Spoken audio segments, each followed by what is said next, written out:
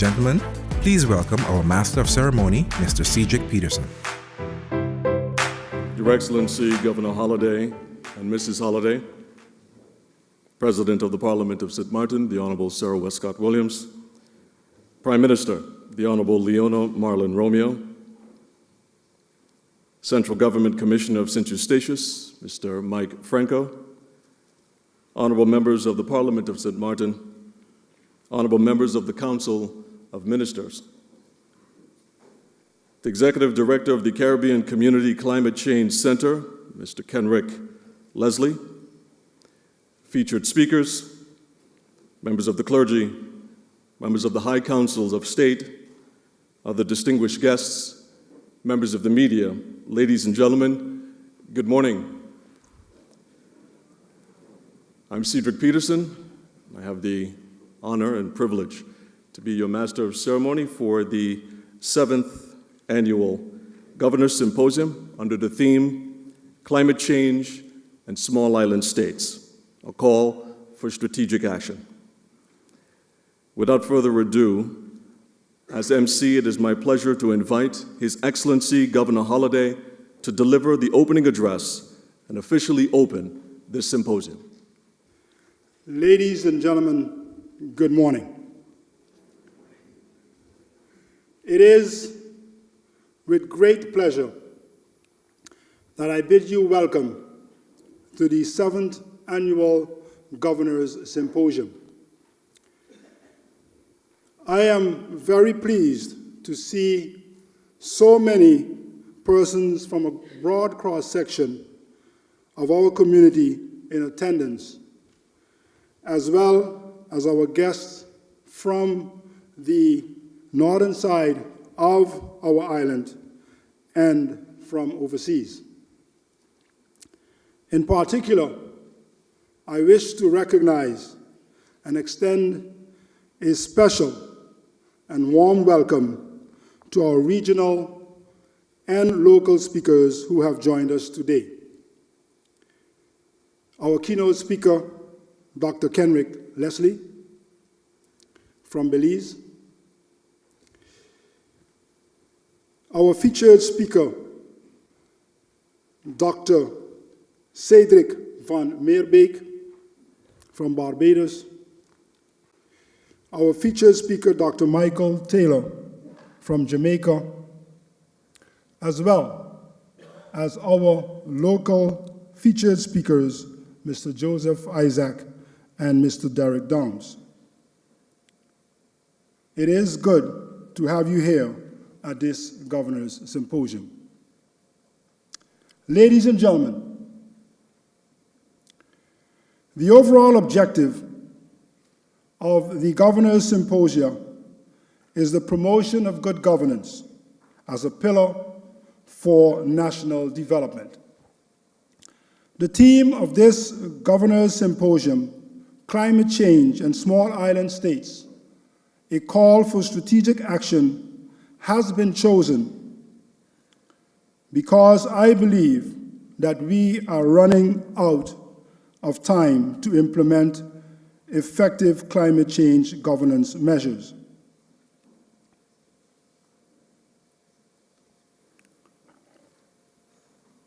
On December 12, 2015, the global community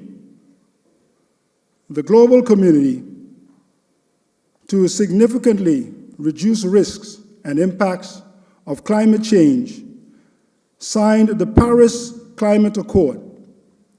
The accord aimed at keeping the increase in global average temperatures to well below 2 degrees Celsius and to pursue efforts to limit the temperature increase even further.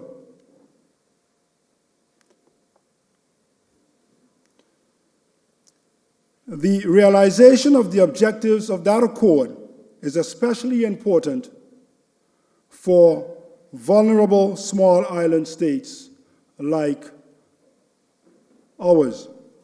Ladies and gentlemen, As a small island Caribbean state with a one-pillar tourism economy, St. Martin is, in general, susceptible to the impact of global events and developments over which we have no control. In that regard,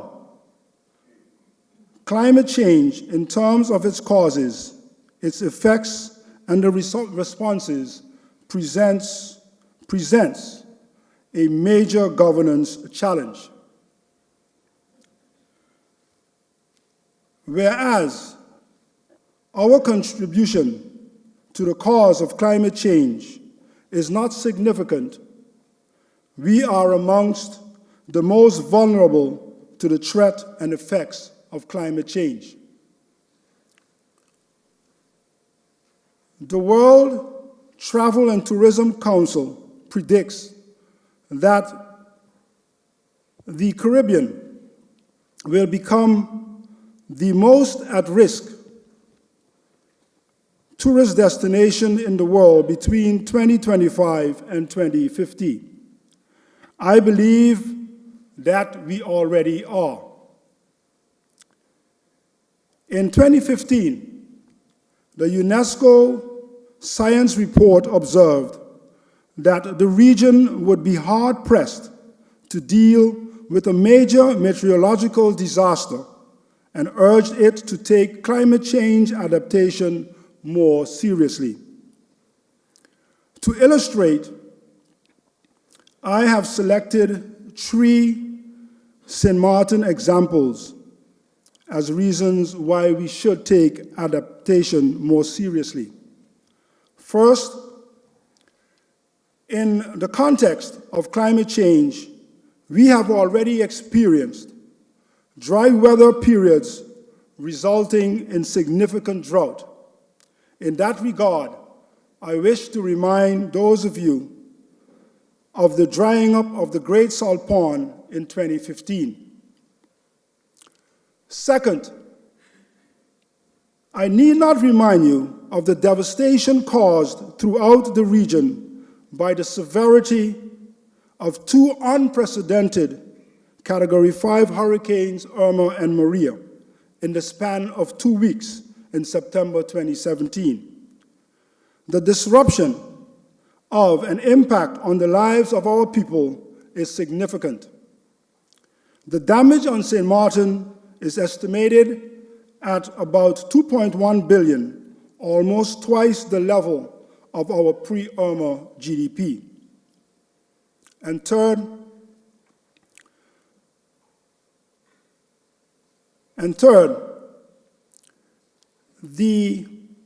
there is a prediction published by the Nature Foundation in 2014, which shows what St. Martin will look like 20 to 50 years from now. Regrettably, it's not shown on your screen. However, think along with me.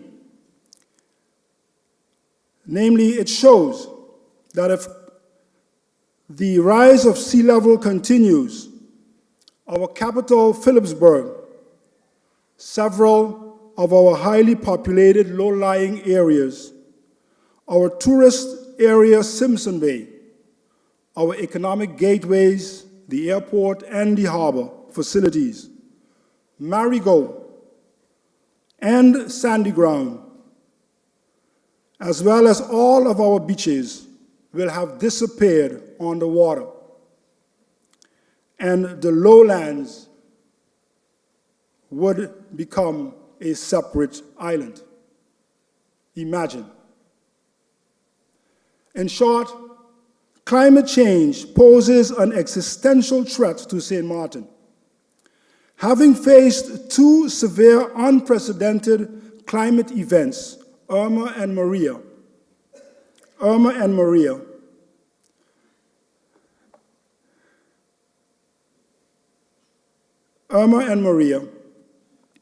in the span of 2 weeks, and considering the outlook for sea level rise, the questions now are, when and how bad will the next event be? What must we do to mitigate or address the effects of the threat of climate change? And do we have the time needed to effect the required strategic action? Ladies and gentlemen, this is the picture that I refer to with several sections of our island on the water. To address this challenge, these challenges, and these challenging questions, I invite you to inform yourselves about the realities of climate change and its effects. Considering the realities before us, I shall conclude by leaving you with some food for thought for a strategic climate change governance agenda.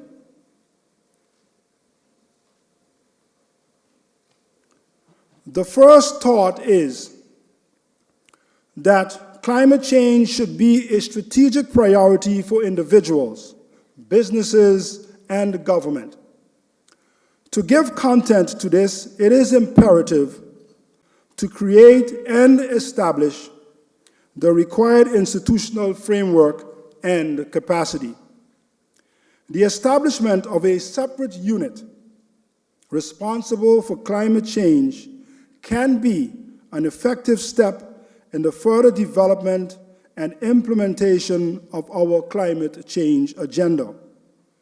It is advisable to do so within an existing government agency or ministry. The second thought is that the climate change challenge is larger than any nation and requires regional and international collaboration and cooperation. It is therefore logical that regional institutions such as the Caribbean Community Climate Change Center, the University of the West Indies, and the Caribbean Institute for Meteorology and Hydrology, all represented here this morning, are working on climate change and sustainable development initiatives. And there are also several United Nations agencies working on climate change adaptation projects in the Caribbean. The suggested national unit for St. Martin should be mandated to collaborate with regional and international partners towards the further development of our strategic climate change agenda as part of the regional and international agenda. The third thought is that it is critical to increase investments in greater energy and infrastructure resilience and in environmentally sustainable solutions. Essential in this regard is that the underground cable network project for electricity and telecommunications should be completed without delay. Together with that, it is critical to invest in the transition to clean, renewable energy generation, such as solar, aimed at contributing to the reduction in carbon emissions and reducing the high oil bill. Moreover, attention should also be directed to climate change mitigation and adaptation investments. This to realize a more environmentally friendly waste management, as well as to make our water, hospital, telecommunications, airport, seaport, and hotels infrastructure more climate resilient. And fourth, and the fourth thought is that special emphasis should be given to the securing of financing sources for mitigation, adaptation, and reconstruction investments. Specifically, attention should be directed at securing an effective mix of private insurance, a national first response funding, and a regional disaster risk facility. Ladies and gentlemen, climate change poses a real threat to the security and prosperity of our people. We must therefore act now to further strengthen our climate change governance agenda.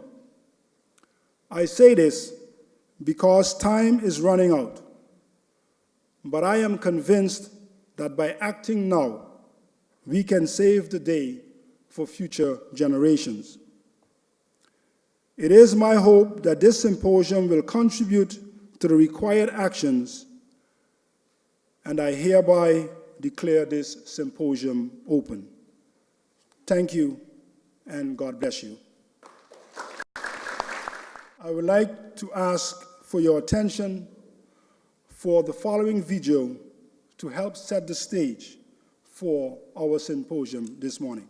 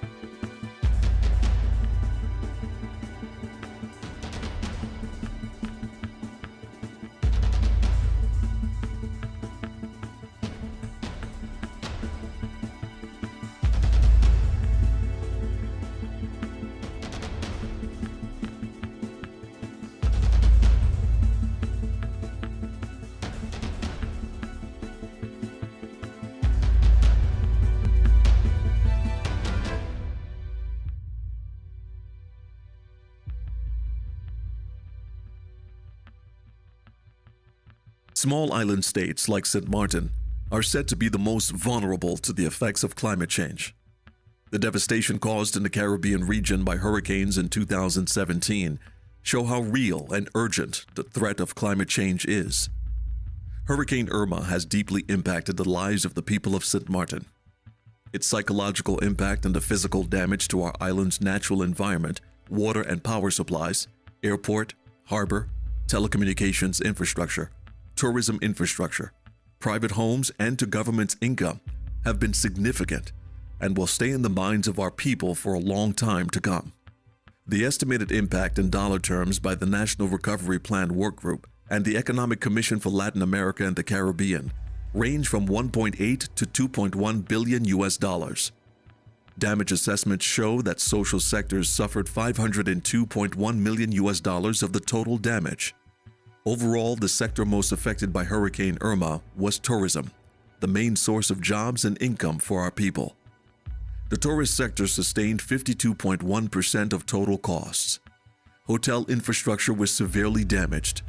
Tourism losses are estimated to the amount of 855.5 million US dollars from 2017 to 2019. So what role does climate change play in the increase and intensity of natural disasters such as hurricanes, droughts, or flooding in our region? What other looming threats and costs are we facing as a people from climate change?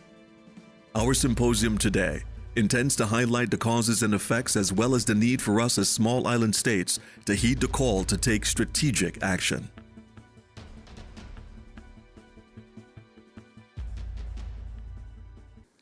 Thank you very much, Governor Holliday, for your opening remarks and setting the tone for this year's symposium.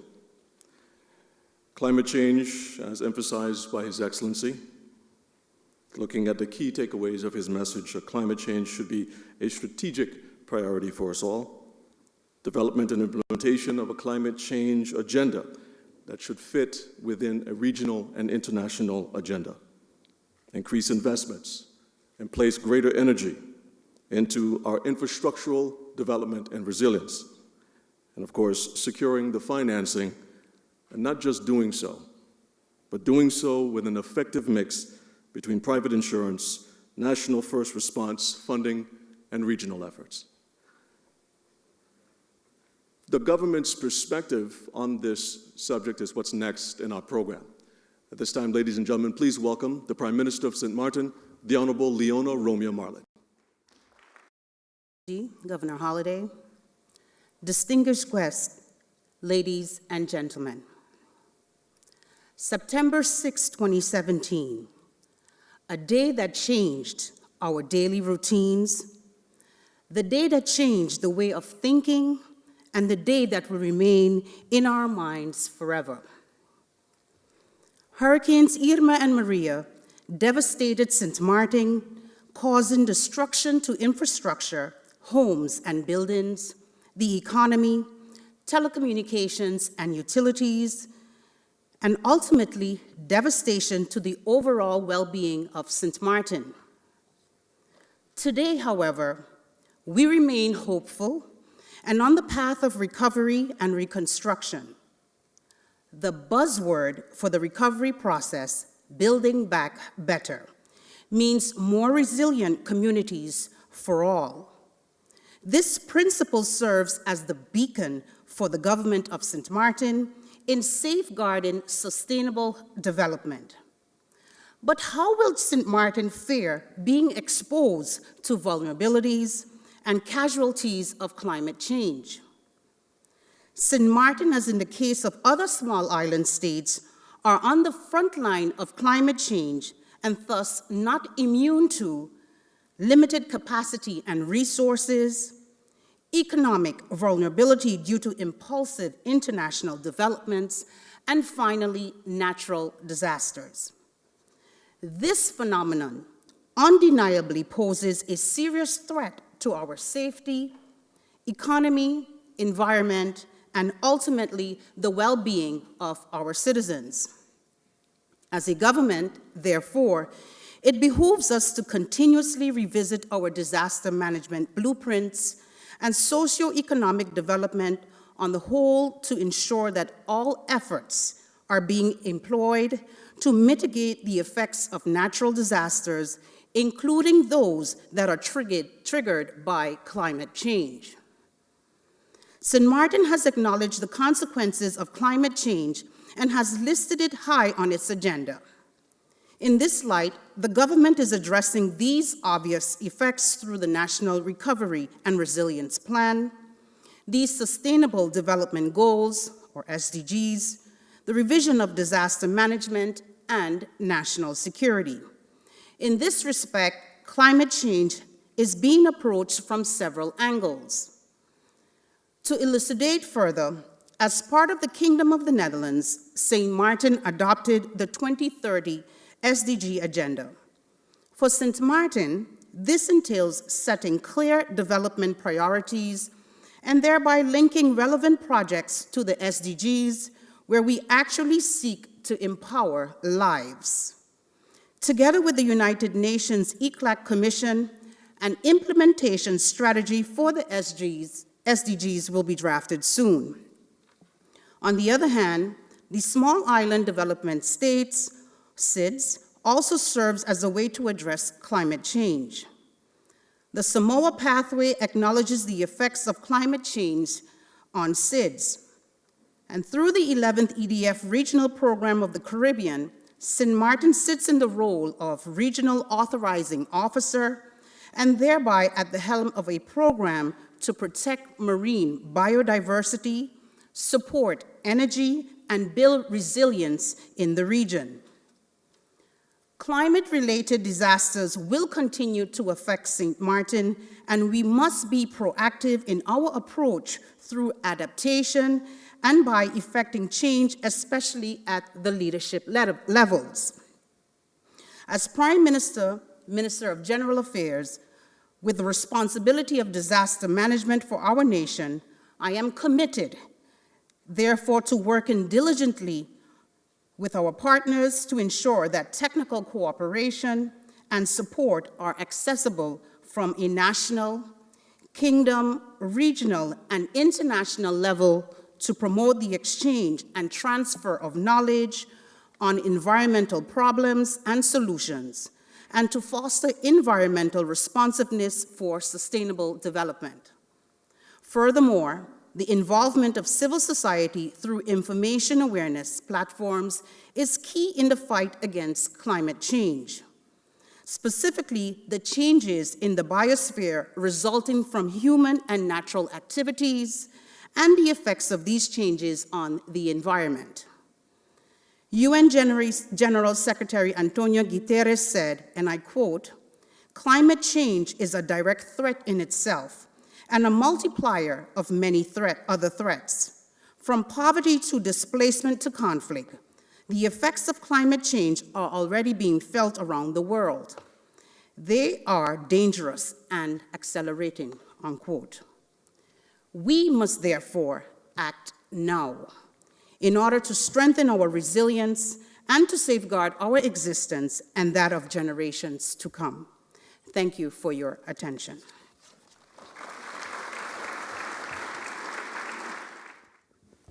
Thank you very much, Prime Minister, for your opening remarks and, of course, expressing the opinion of the government of St. Martin this morning as it relates to our subject matter of climate change.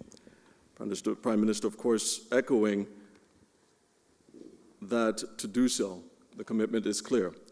Revisit our disaster management blueprints, government's commitment to climate change being expressed by committing to the SDGs as implemented by the United Nations, and of course, the leadership within our country, taking that front-running step to make sure that we actually be able to achieve this, and of course, to communicate that to the public as effective as possible to ensure that everyone, all citizens, are on board and play their role in affecting climate change. Prime Minister, thank you once again for your opening remarks. As we head into our first session this morning, climate change, weather, environmental patterns is the theme. To set the tone for this, we're now going to start bringing our featured speakers to address these topics. Our next speaker this morning has experience in the field of meteorology that dates back to 1987. He started as a weather observer and later graduated as a mid-level meteorological technician, followed by weather forecaster in 1993 and 2003, respectively, at the Caribbean Institute for Meteorology and Hydrology in Barbados. In 2000, he was appointed Senior Meteorological Officer at the Dominica Meteorological Service until 2008, when he was promoted to the position of National Disaster Coordinator and in the Office of Disaster Management. In 2012, he moved to St. Martin as a weather forecaster, and by May 2013, he was appointed Department Head of the Meteorological Department of St. Martin. I would just like to say a special thanks to His Excellency for offering us the opportunity to present at this symposium this morning, which is a very timely symposium based on the events we had last year. Based on the introductory comments from His Excellency and the PM, I think we will already notice that there's a lot of consistency in terms of climate change and climate change issues the St. Martin experience. Just waiting for the presentation.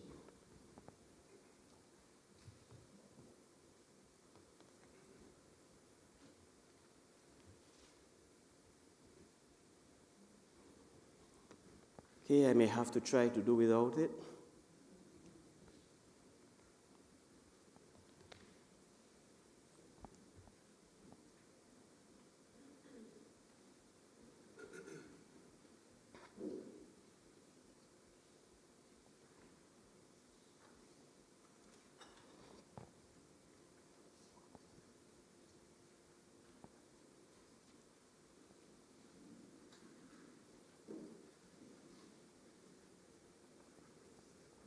Okay, it's coming up. I think some of the slides were shown during the governor's presentation.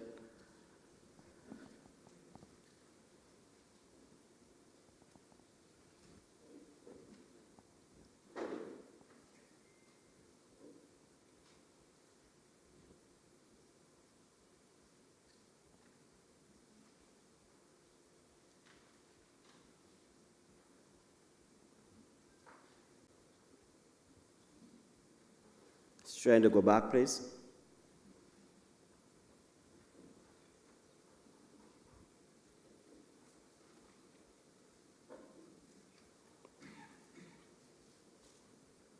Okay, some of the questions we need to ask ourselves going forward is climate change real? And the impacts of climate change on small island development states, what impacts generally we would have on islands at St. Martin?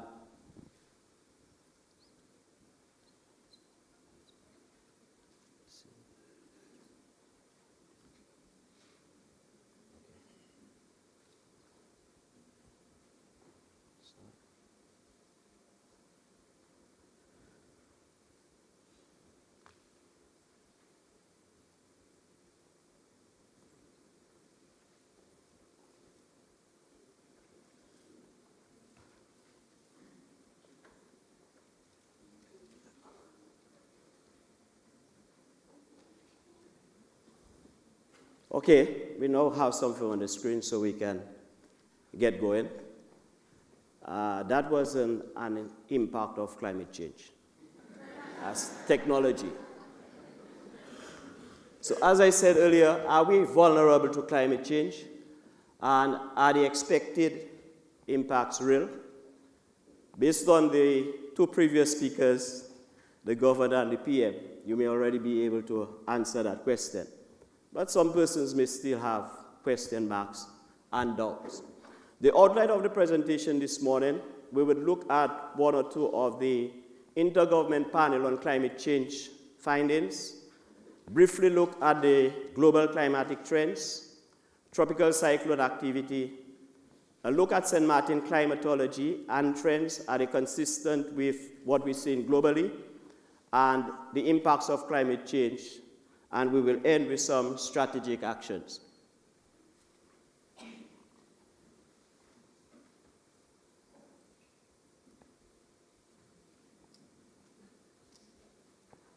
I'm not sure, is it possible to change the slides up there? So I could just say next, and because we're having some issues here.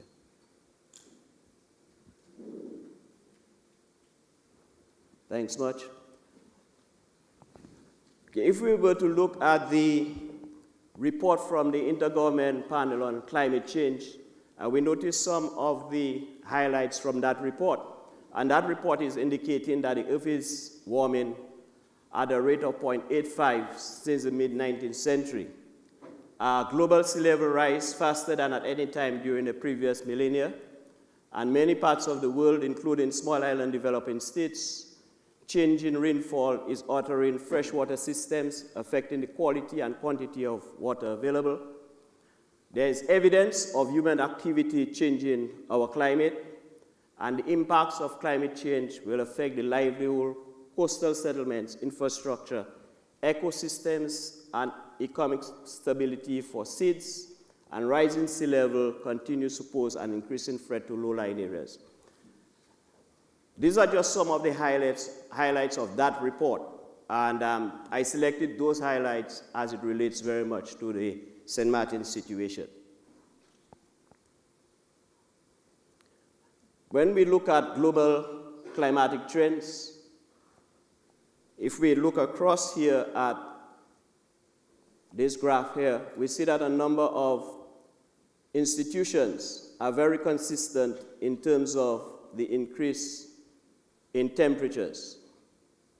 A report from the World Meteorological Organization stated that 2015, 2016, and 2017 have been confirmed as the 3 wettest years on record.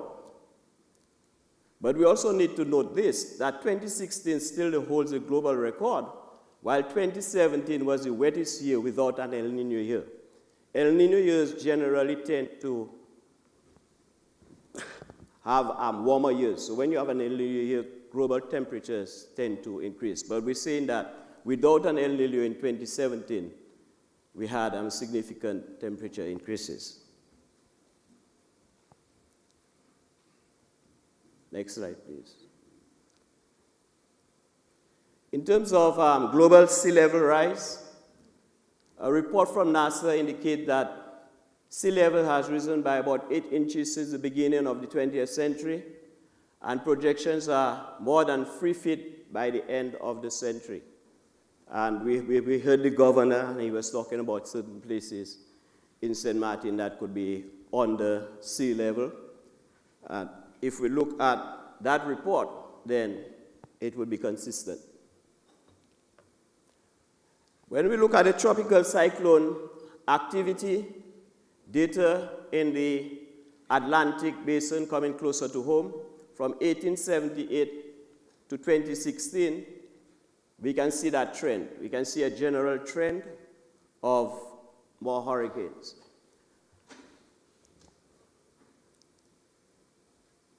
Next. But even, need to go back a little. But even going further, sorry, that's the same slide. If we look at 1950 to 2016, in terms of intensity, it may not be very significant, but if you notice that the trend is for us to get stronger hurricanes. So we can see the trend here for stronger hurricanes. And that, again, is consistent with reports of the effects of climate change. Next. This is a very interesting graph. And we're talking about here about major category hurricanes. From 1990 to 1925, a 25-year period, 13. From 26 to 69, a 43-year period, 28. We had a cool period between 1970 to 1994, 10.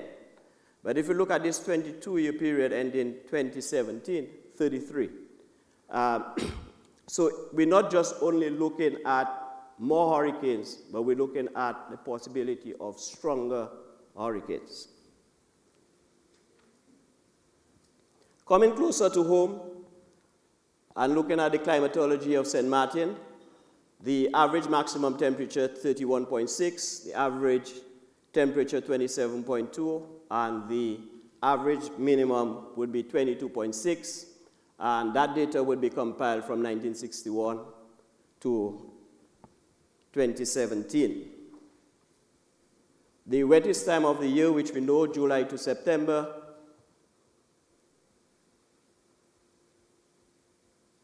with the coolest time of the year, January to February. We, in terms of climate change, we're looking at trends, and if we look at the trend situation in terms of temperatures for St. Martin, 1961, we can see where we were, and 2017, we can see a significant increase in temperature levels for St. Martin. So not only global trends are being shown, but in terms of the trends locally, based on the data we have, we can see that same trend for St. Martin. The red line would be the average for the 30-year period. The rainfall, the annual rainfall for St. Martin, 1,170 millimeters, with the wettest months October and November, and the driest month February to March. Again, when we look at the trends, a lot of persons think that associated with climate change, you would get more rainfall. But associated with climate change, which we will discuss further, you get less rainfall per annum, but the possibilities are that you would get heavier rainfall showers.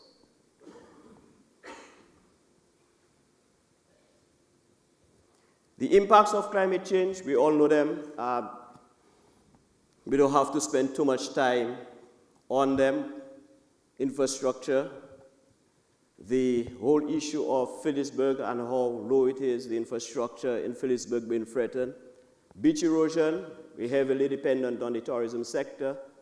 And with sea level rise, we could lose a lot of our beaches. Greater storm surge impacts, it means that if you have sea level rise during storms, the storm surge could get further inland. Again, the whole bathymetric of your island could change. And if we were to put a scenario of a tsunami on sea level rise, then we could be dealing with further greater impacts.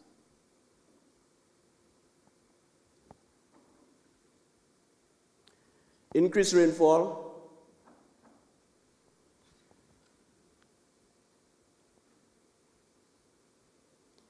Increased rainfall intensity, as I said before, we may not be looking globally in terms of the year, more rainfall, but heavier showers, faster accumulation, siltations of ponds, flooding, and flash flooding issues, which will interfere with the daily operations of persons. With the less infall per annum, we're looking at more days of no rainfall. As a result of that, we would expect to have more bushfires, and again, that would affect, in some instances, infrastructure. Increased rise in temperature. On the local scene, we look at things like more heat waves, heat stress, heat stroke, increased demand for power. Young persons and the elderly will be more susceptible to rising temperatures. It would curtail their outdoor activities, and as a result of such, persons would spend more time indoors. There will be more need for cooling, and more pressure will be placed on the power providers.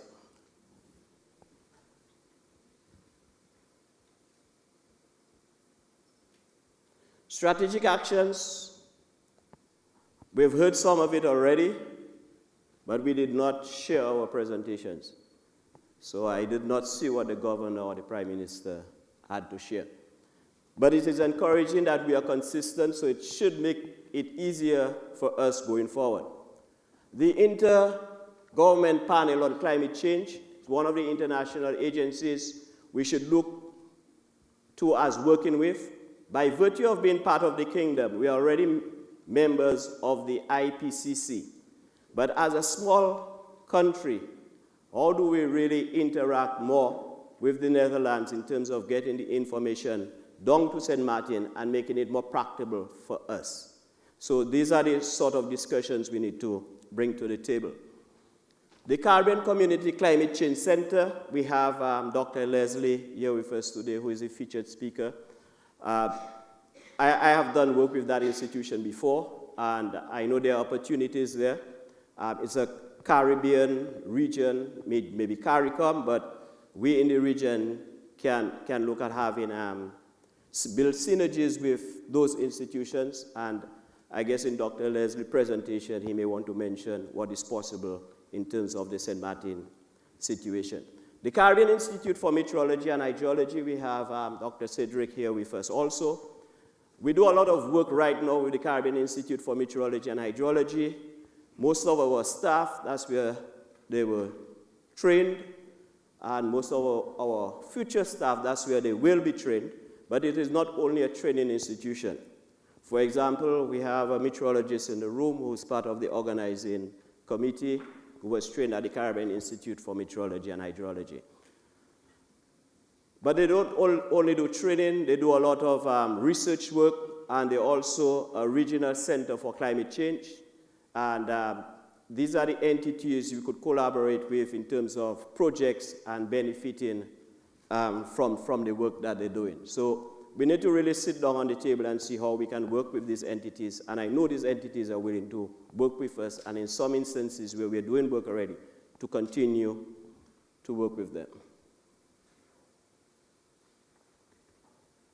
In terms of local strategies and from the angle of the meteorological services, we're looking at a couple projects. One of our major projects would be to install a weather radar, and that will be done in collaboration with the French side, because both would benefit from the data.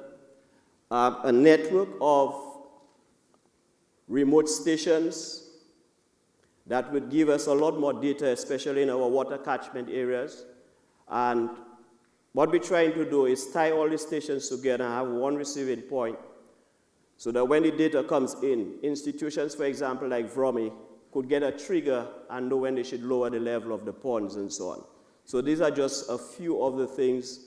In terms of the weather radar is an excellent tool for short-term forecasting in terms of getting rainfall intensity. So these are some of the things we're looking at. The sea level monitoring, we need to do a lot more in terms of sea level monitoring.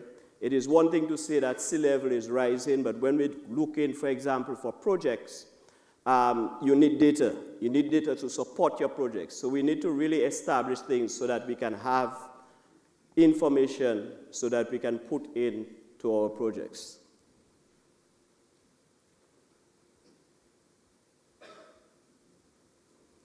There's been some debate about this area and this picture. So there's a question mark.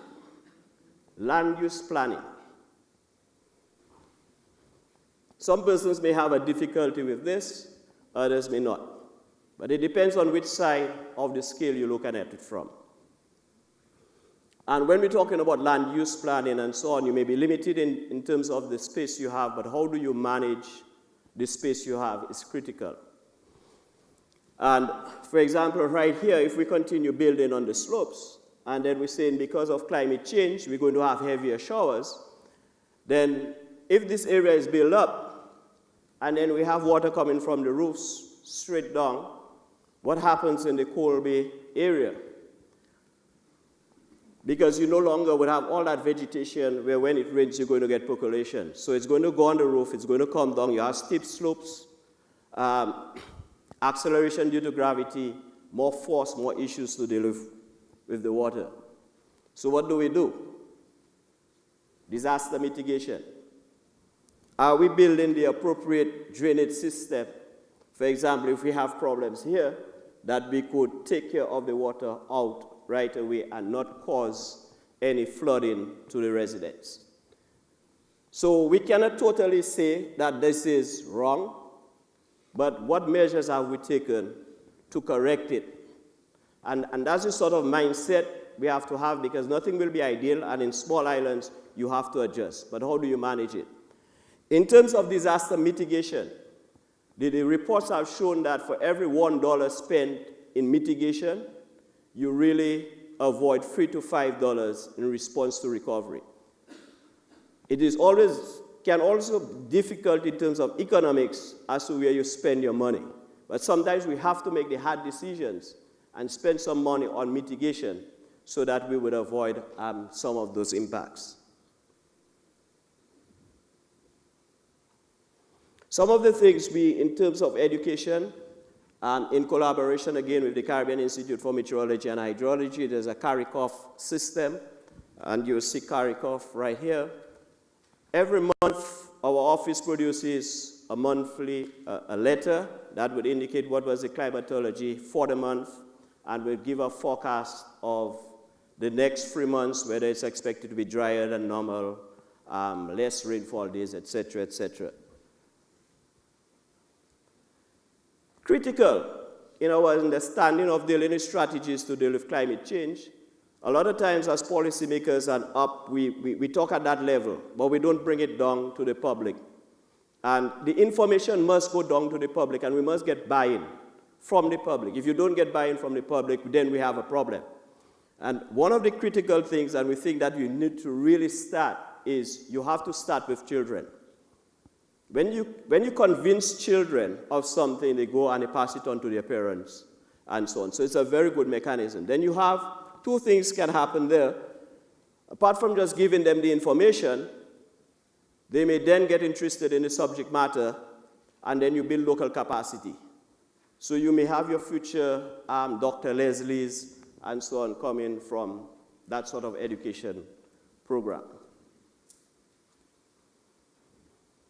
A lot of times we want to reinvent the wheel and look at documents. In small islands, we have a tendency to have a lot of documents, a lot of projects. but we're not really executing those projects. And I have looked at this study that was done by UNESCO, St. Martin's Stormwater Study. And there's a lot of good information in there.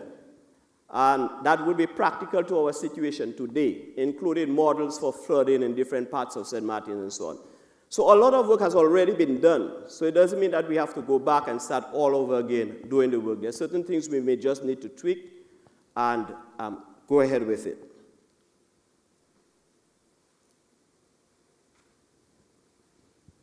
Are we susceptible, vulnerable to climate change? Are the expected impacts real? That's my answer, yes. I would just like to close off with this quote.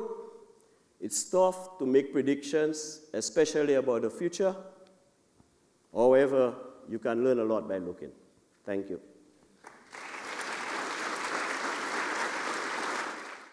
To further help us develop the theme of session number 1, climate change, weather, and environmental patterns, our next speaker is a climatologist at the Caribbean Institute for Meteorology and Hydrology.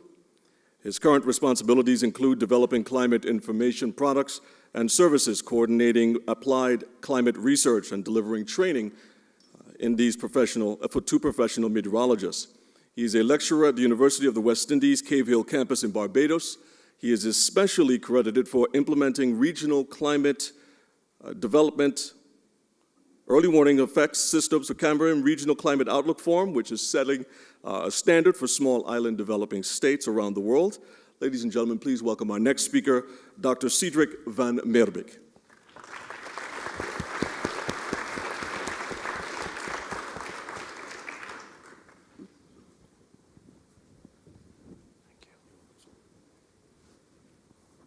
All right, good morning all. It is my pleasure to be here with you, and I would like to extend a special thanks to the Governor for his invitation to the Caribbean Institute for Meteorology and Hydrology, and I'm happy also to bring you the greetings of our principal, Dr. David Farrell. So I'm very happy that Mr. Isaac has given us an introduction, kind of an educational journey into climate change in St. Martin and how that parallels with climate change in the world. I would like, if you indulge with me, to extend a little bit that educational journey and to look at how this fits into the regional perspective. And one of the reasons why the regional perspective matters is that we share the same challenges and we can share also some of the solutions together. I know that Dr. Kenrick Leslie will tell you much more about the solution side of things.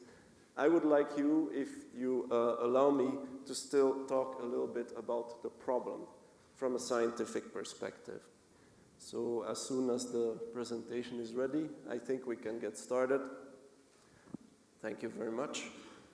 So if you look at climate, if you look at weather, if you look at climate change, ultimately they hit us in similar ways.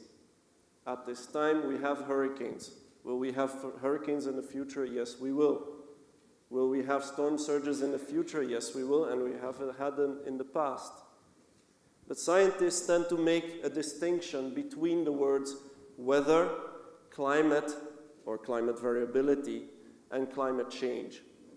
Weather is what we can forecast up to a week or sometimes even 2 weeks from now. The weather depends only on what is going on at a certain point in time in the atmosphere. So if you know perfectly well what the atmosphere looks like at a certain point in time, you can predict weather very well for the next week or so.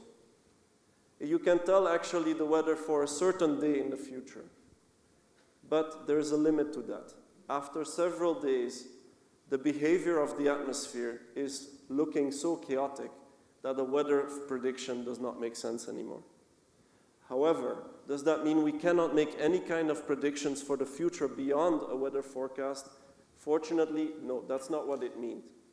That is when we start talking climate, and climate consists of the climate we live in today, which is variable. It has ups and downs, it has droughts, it has periods of flooding, it has heat waves, and it has cooler periods, right?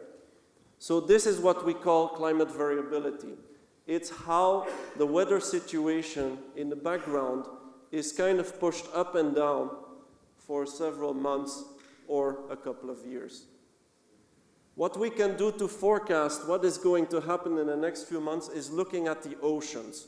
Why the oceans? Because as opposed to the atmosphere, the density of water is much larger and it holds much more energy than the atmosphere. Therefore, it takes also much more time for the energy to be released to the atmosphere and for the energy to be taken up by the ocean. And because it takes much longer, you can make predictions at much longer timescales. However, what we can say for weather is the situation on day number 3, for instance, moving forward. But in climate, you cannot say what is the weather situation on day 55. Rather, you can say, what do we expect, for instance, for this hurricane season in general? Then, beyond a couple of years, also the ocean starts to behave a little bit beyond our comprehension in terms of forecasting capacity. But there's still something meaningful we can say beyond that time scale, and that is when we start talking about climate change. Why is that? Because if you add energy or remove energy from the Earth's system, then climate is going to trend from one state altogether to another state. That is what we call climate change. And that is not influenced by the atmosphere alone or the ocean alone, but has a lot to do with how we behave in this world, how external factors to the climate are also changing, for instance, the strength of the sun, but most importantly, with recent climate change, anthropogenic or human-made forcing, by which we mean things like CO2 emissions, right? So here again, you cannot make a prediction for 1 month, 90 years from now, but you can make a prediction for how the weather will behave in general in that last decade of the century. So weather is looking at 1 day or a couple of hours, up to 1 week or 2 weeks in the future. Climate variability is looking at a couple of months, up to a couple of years in the future, and climate change is looking at many years in the future. Are you all with me? Okay, good. So, what are we interested in here now, of course, is the climate change horizon. So it's the long-term challenges that we face. So we can ask 3 questions a bit in a similar vein as Mr. Isaac has in the past, as in the previous presentation. My first question is, has there been climate change already? Well, as you have seen from his presentation, as you have heard from His Excellency, yes, there has been. So science is also backing that. As a regional effort led by the University of the West Indies, the group represented here by Dr. Michael Taylor, and the meteorological services of the region, as well as CIMH, a publication has been showing that, yes, there has been significant trends in temperature in the Caribbean over the last 50 years, or even if you look in a smaller horizon, a shorter horizon, there have been significant increases in temperature. Not just the average temperature changed, not just long-term average, the nighttime or daytime temperatures, but also temperature extremes have been changing. For instance, there has been a 15% increase in the frequency of our warmest days and of our warmer nights, a 1 degree warming of those very hottest days of the year and also of the coolest days of the year. So you see the shift is moving towards warmer. A 7% decrease in frequency of cold days and a 10% decrease in the frequency of cold nights. So yes, we get more of the heat and we get less of the cold. But you could zoom in a little bit into more detail. This is now an image for the Lesser Antilles. If you bear with me, on what we call the x-axis, you see the years moving forward from 1981 to 2011, and then the months of the year. And what this shows, given the color that you see here, is the number of days in which you are in a heat wave during each single month. The darker, the more heat wave days per month you have. Now, it shouldn't be too difficult to see that in the cooler months, as Mr. Isaac had identified, of course you're not going to get the heat waves. In the hottest months, in the Lesser Antilles, in the north it tends to be August, in the south it tends to be September.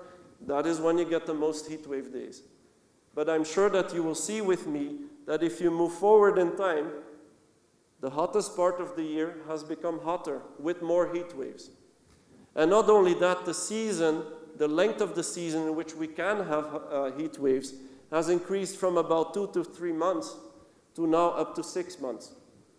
In future, that's going to expand further. Okay? So that is temperature. But do we have then regional significant rainfall trends? Well, as up to now, not really if you look at the long-term horizon. Rainfall totals have not changed, nor have extremes in rainfall changed significantly, except the rainfall that falls on the wettest days. So that's our context from the past. More heat, rainfall hasn't changed in total. But now, what do we project for the future? Well, if you look at a couple of models here for the Caribbean, they indicate that the warming by the end of the century would be of 1 to 5 degrees. And that is based on which scenario of socioeconomic development we go towards. Do we keep on emitting a lot of CO2, and do we keep on doing our business as usual with deforestation and land management? Then you end up in the reddest picture. That means the strongest warming. If we have a lot of mitigative activities around the world, then we can hope for a better future that is not excessively warm compared to today. These are more recent projections, but just to show you the trends. So the warmest projections, that's with the most CO2 emissions, and the coolest projections still show warming, but perhaps more manageable. If you look at rainfall totals, we see that there's a general drying trend for the Caribbean basin as a whole, which you can see on the figures with the reddish colors here in all the projections that we have. Now, depending on the strength of the scenario, I mean by that how much we increase the level of CO2 in the atmosphere, the drying can be up to 25 to 30% per year. That is a trend, if you remember, we have not observed at present. If you have a drying, that means more drought, more often and more intense. But ladies and gentlemen, if you have higher temperatures, there's going to be more evaporation. So even if the rainfall doesn't change, you're still going to get more drought. Why? Because when there's more evaporation, the soil has less water, and the same effect. You're all with me? Okay. So, importantly for management, for water management, what is the season that is going to become drier? The wet season. Is that a good thing? Well, perhaps not, because we depend on the wet season rains to feed our water reservoirs. So that is a challenge. As we can see, there's a drying trend for the Caribbean basin, but it depends on the scenario. Some scenarios show very little drying, some scenarios show more drying. But again, with the warmer temperatures, you're still going to get more drought even when the rainfall doesn't change. If we look then at sea level rise, which in St. Martin is probably going to be the biggest challenge, in the Caribbean, the sea level rise might be more pronounced than the average for the whole world, which is a projection here of up to 1 meter by the end of the century. But 2 things to note. Sea level rise will not stop when the warming stops. Sea level rise will continue. One of the reasons for that is, again, that the oceans behave slower than the atmosphere. So while the atmosphere might have already stopped warming up, the oceans will still warm up. And because the warmer water takes more space, the sea level rise will continue. So that's one thing to bear in mind. And so the question is, when do we exceed 1 meter of sea level rise and 2 meters of sea level rise, rather than if we're going to get there? That's another challenge. And of course, I do not need to talk about the hurricanes, but I'm going to anyway, just to give you a few statistics that might be relevant here.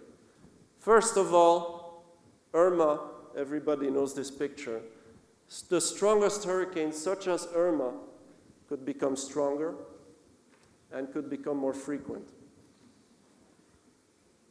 So Irma is an extreme example of what is possible in this climate. That means that hurricanes like Irma, if the weather conditions are the right ones, because it still depends on the weather at a certain point in time, you might get a few more of those Irmas in future. Something to bear in mind.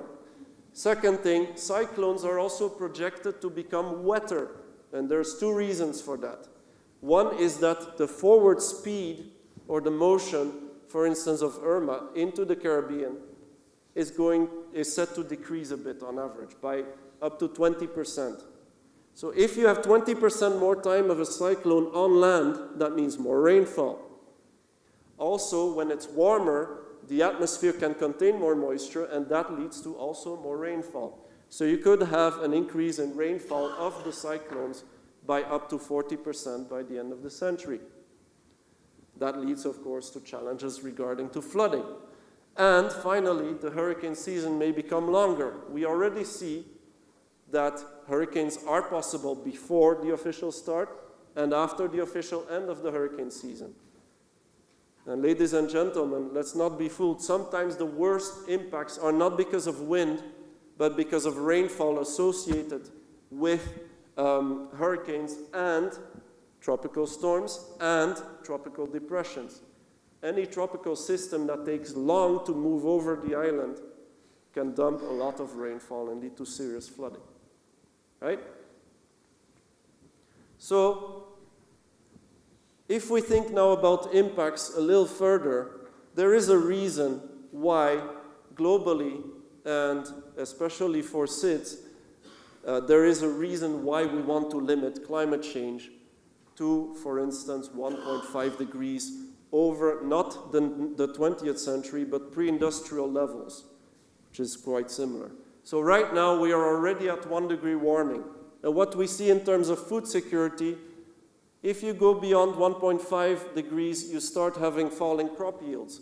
If you look at water, beyond 2 degrees, you're going to get significantly more drought, but you're also going to get significantly more flooding. If you look at ecosystems, well, the coral reefs have already been damaged by bleaching, which is partly induced by the warming of the oceans. But you're also going to have a rising number of species extinction, which has impacts for fisheries, for instance. In terms of extreme events, well, storms, forest fires, droughts, flooding, and heat waves. Of course, the more warming, the more energy in the atmosphere. That means the more extremes you're going to get. And finally, if you look at the risk of abrupt changes, for instance, the Caribbean in its prehistory has been desert-like. The entire region has been desert-like on many occasions during the last ice age, for instance. If you have an abrupt shift, that means that the trends are so fast that none of us can cope with it. These are small probability risks. There's very low probability for such abrupt, irreversible change. But it is something that we should study further to understand the nature of the risk. So going back to the impacts, of course, with sea level rise, as we've seen before, we get coastal flooding and erosion, which apparently could be one of the worst impacts within St. Martin, and it doesn't have to take up until the end of the century. As we've seen from His Excellency's slide, 20 to 50 years from now, there's already significant flooding in the most populated areas of the country. Saline intrusion into the freshwater aquifers. If you have sea level rise, the salt that's in the ocean will go into our aquifers, which means that for farming, for instance, and for extraction of fresh water, you have a challenge of salinity. In terms of temperatures, well, we have the problem of heat stress, obviously. We have coral bleaching when the ocean's warm. We have a biodiversity loss because the change is happening too fast. And we have increased emergence of vector-borne diseases. It is not a coincidence that we've had a lot more incursions of dengue in the last decade than we've had a long time in the past. A lot of that has to do with international travel. But some of it has been shown now recently in a new paper that shows that droughts and periods of flooding and the increase of temperature are also significantly impacting the emergence of vector-borne diseases. Now there's the other CO2 problem that the scientists talk about, which is ocean acidification. Now, we know that the forests around the world capture a lot of CO2. But in fact, the greatest contributor to drawing down the CO2 from the atmosphere is microscopic life in the oceans. That life we call phytoplankton. Just like trees, they absorb CO2 and they use that to build their own structures, their own organisms. But many of them have a calcareous skeleton. And if you have acid in the ocean, you know, just like when you wash your bathroom with vinegar, you take away the lime. So it becomes more difficult for calcareous skeleton-bearing organisms to survive.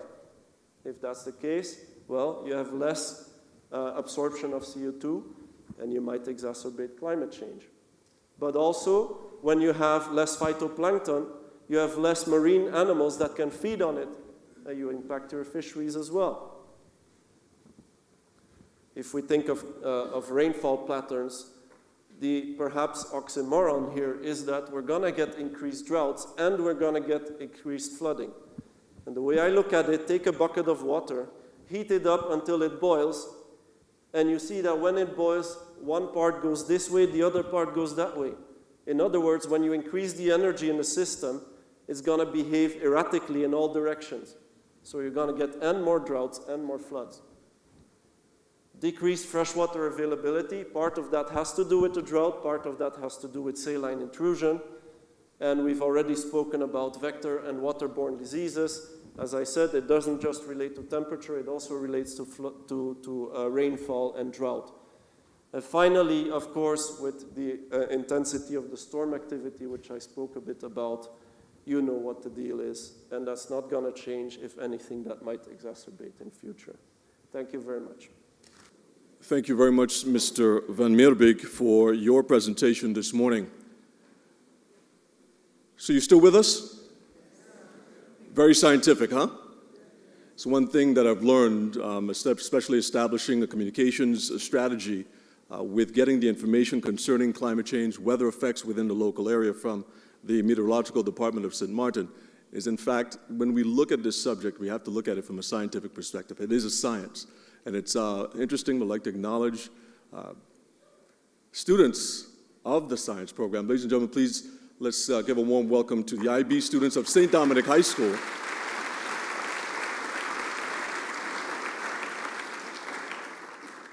And with that, I'd like to segue because one of the key things that we wanted to make sure was highlighted in this symposium is the voice and, of course, the youth's involvement in this project.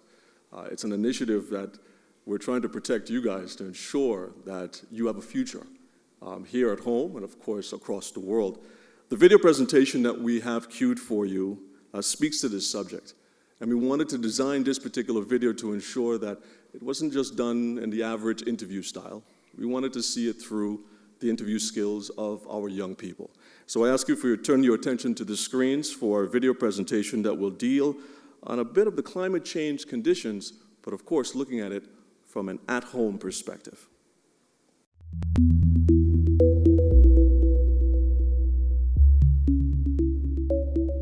Good day, my name is Sharia Advani. I am a student at the St. Martin Academy School Academic Section, and I'm conducting an interview today on climate change in St. Martin for the Governor's Symposium 2018. Mr. Richardson, what are the current effects St. Martin experiences due to climate change? I would say one thing is for certain, there's less rainfall. When I was a child growing up, I used to get the highest wind pressure you get, probably 70, 69 miles an hour. In 1995, we had a hurricane that devastated the island, which was Hurricane Lewis. And right here recently again, we had two devastating hurricanes, which was Irma and Maria. And according to what they say, it will come from the amount of heat that is produced on Earth that causes these hurricanes to be so powerful. So most of it is man-created. Dr. Harvester, what is climate change and why is it important to St. Martin, and the Caribbean? Climate change is a process that is always going on. Planet Earth is always in a continuum of change. What is more dramatic with climate change and why it's an issue now is because we are entering what has now been declared officially by academics as the Anthropocene, meaning a geologic age that represents the impact that humans have on the climate and the environment of the Earth. Mr. Bladen, a few years ago, the salt pond dried up. Can you tell us a little bit more about this occurrence? Yes, that occurred approximately around, I think, 2015, when we were experiencing a severe drought. Do you think that this occurrence is an effect of climate change? The weather has been extremely hot these past few days, these past few years, as a matter of fact. And because of that, like for instance, whenever I think of climate change, I think on the ozone layer and how us as human beings are affecting the ozone layer, which causes also severe heat, which melts the polar caps, and that also has effects all over the world, especially here in the Caribbean, where you see seas are rising and all of that. But in the case of the pond, it's because of the severe drought and the extreme heat, the pond dried up and we had that effect. How does climate change affect us in St. Martin here? Climate change, being a small island, we don't notice certain things. I could tell you about some experience where we definitely see climate change. If you just pay attention to the fruiting of trees, a good example is the mango tree. I spent my life around fruit trees. And then a couple of years ago, I started to notice that the fruit trees start to act different. Mango trees have a time to bear between July and November. That is when we go and pick mangoes. Here lately, now you notice that mango trees, you notice, while the mangoes have on fruits and are fruiting, and you are picking, they still has new blossom coming on. That's not the normal way that we have all been accustomed to. You could see definitely by the acts of in the vegetables and the fruiting, you notice there's a change in and how the plants fruit. That's because of climate change.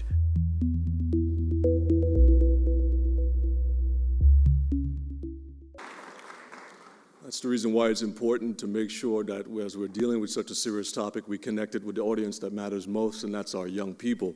And having the conversation there with our seniors who have the wealth of knowledge and experience to help us, of course, better combat the challenge that we face with climate change.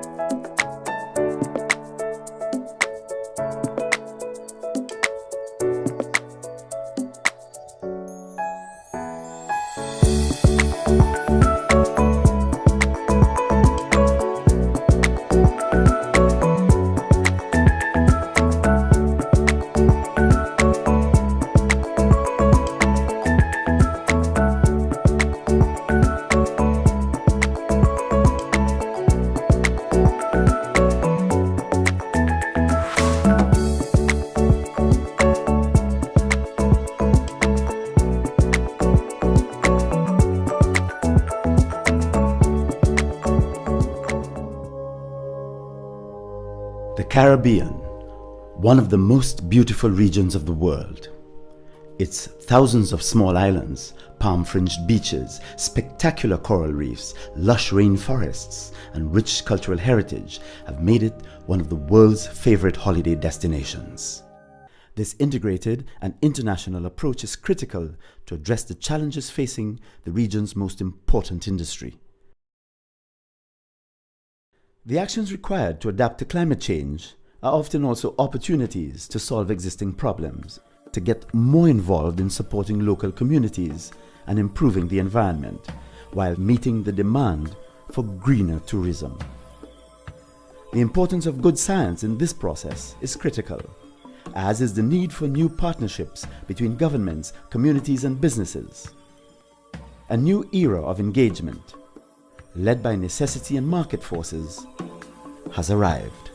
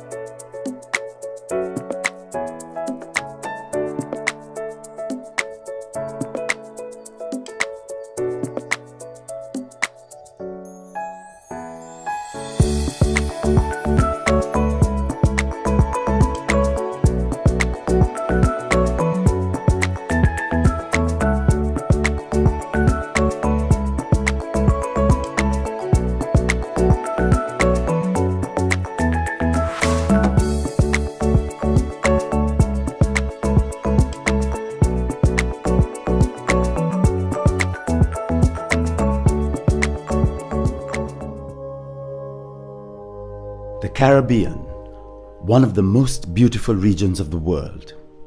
Its thousands of small islands, palm-fringed beaches, spectacular coral reefs, lush rainforests, and rich cultural heritage have made it one of the world's favorite holiday destinations. This integrated and international approach is critical to address the challenges facing the region's most important industry.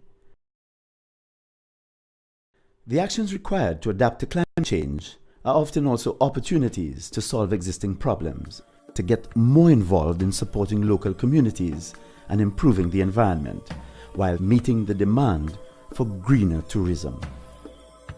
The importance of good science in this process is critical, as is the need for new partnerships between governments, communities and businesses. A new era of engagement, led by necessity and market forces, has arrived.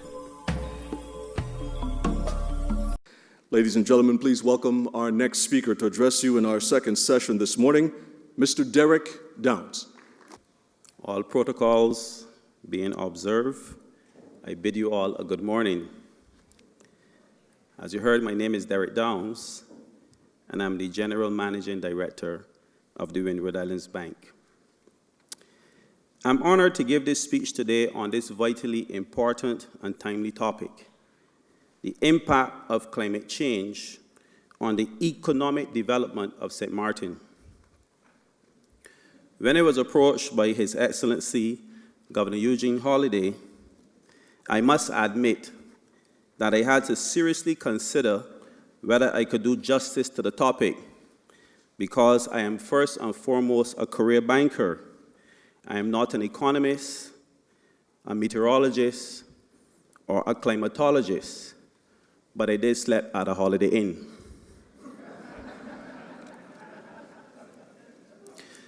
After careful consideration and deep reflection, especially considering the sobering experience of witnessing the wrath of Hurricane Irma, I came to the conclusion that the impact of climate change on our economic progress affects all of us, whether we are the government, private businesses, non-governmental organizations, churches, or households.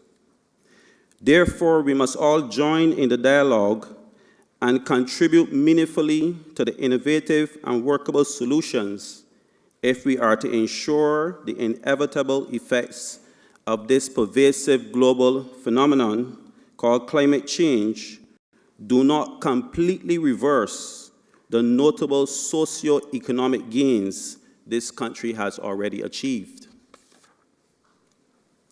The link between climate change and economic development is critical for small open economies like St. Martin.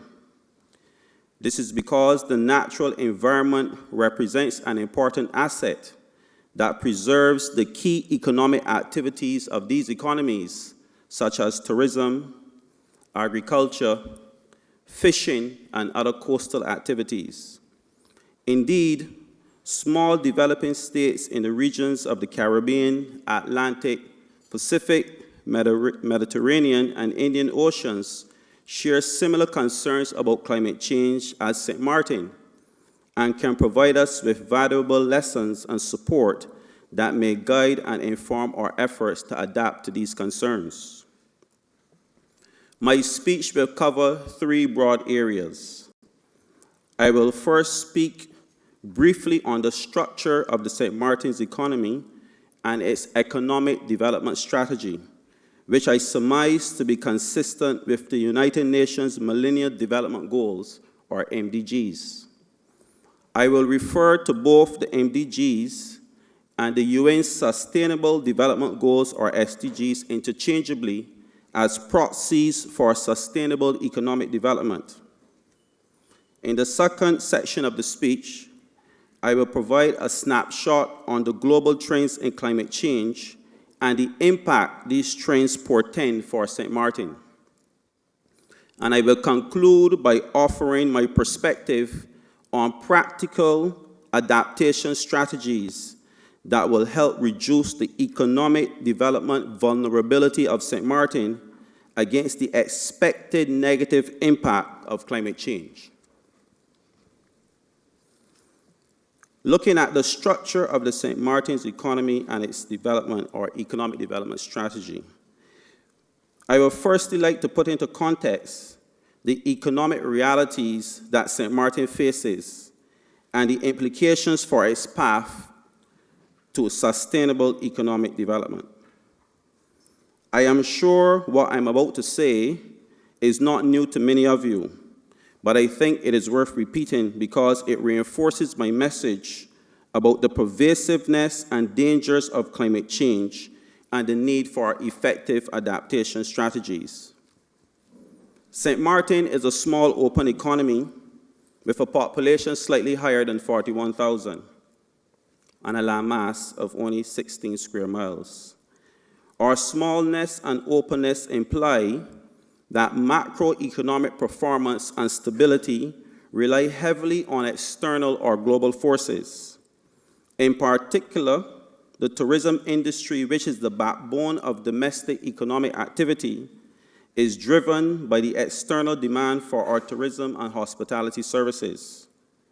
This demand provides the impetus for other domestic economic sectors, particularly construction, real estate, retail trade, and financial services.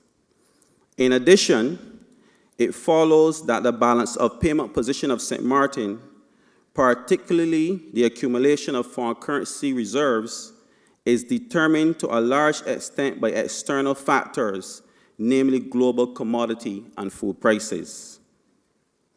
These realities reinforce that small open economies like St. Martin, which possesses a narrow economic base, limited avenues for economic diversification, and heavy dependence on tourism services, translate into a high level of economic and, by extension, environmental vulnerability, the latter being a primary concern because the livelihoods of the majority of St. Martin's population depends on the preservation of its natural and coastal environment. I do not wish to be too pessimistic. However, over the period of 2012 to 2016, the St. Martin's economy recorded low rates of economic growth, and unemployment remained at a higher than desired level. Over this period, tourism has performed credibly, with 4% growth on average in stayover visitors and a slight decline in cruise ship passenger arrivals. As we are all aware, the tourism industry and the wider economy suffer some setbacks in the aftermath of Hurricane Irma. And according to the Central Bank of Curaçao and St. Martin's economy is expected to experience a decline of over 9% in 2018. As we continue to rebuild our economy during this period of recovery and renewal, I would like to convey that while the pursuit of higher annual rates of economic growth is a necessary and worthy objective, it must be consistent with sustainable economic development goals. The promotion of economic growth is viewed as the most optimal avenue to increase national incomes and wealth, thereby reducing poverty levels, improving living standards, and hence fostering economic development. However, we must continue to be strategic and ask ourselves whether the process towards achieving higher economic growth and sustained economic development sufficiently incorporates the inevitable impact of climate change. The lessons of last year make it imperative that we forge full speed ahead, and in doing so, making the impact of climate change on the environment a critical component of the sustainable economic development strategy of St. Martin. I will now turn my attention to the link between climate change and economic development. Economic development may be defined as the process of the sustained advancement of the economic, social, spiritual, and political well-being of a country's citizens. This definition is deliberately wide in scope, reflecting the process of achieving a holistic improvement of the populace, which includes not only economic and social progress, but also, more importantly, environmental protection. The impact of climate change on our domestic economy, and by extension, the scope of economic development, is a multifaceted, complex, and costly issue that requires collective buy-in and ongoing support. The international community has reached consensus some 3 decades ago on the need for a strategic and comprehensive approach to address environmental protection, while at the same time fostering economic growth and development. But progress has been slow. This approach, previously reflected in the United Nations MDGs, is now to be achieved through the implementation of the UN's SDGs.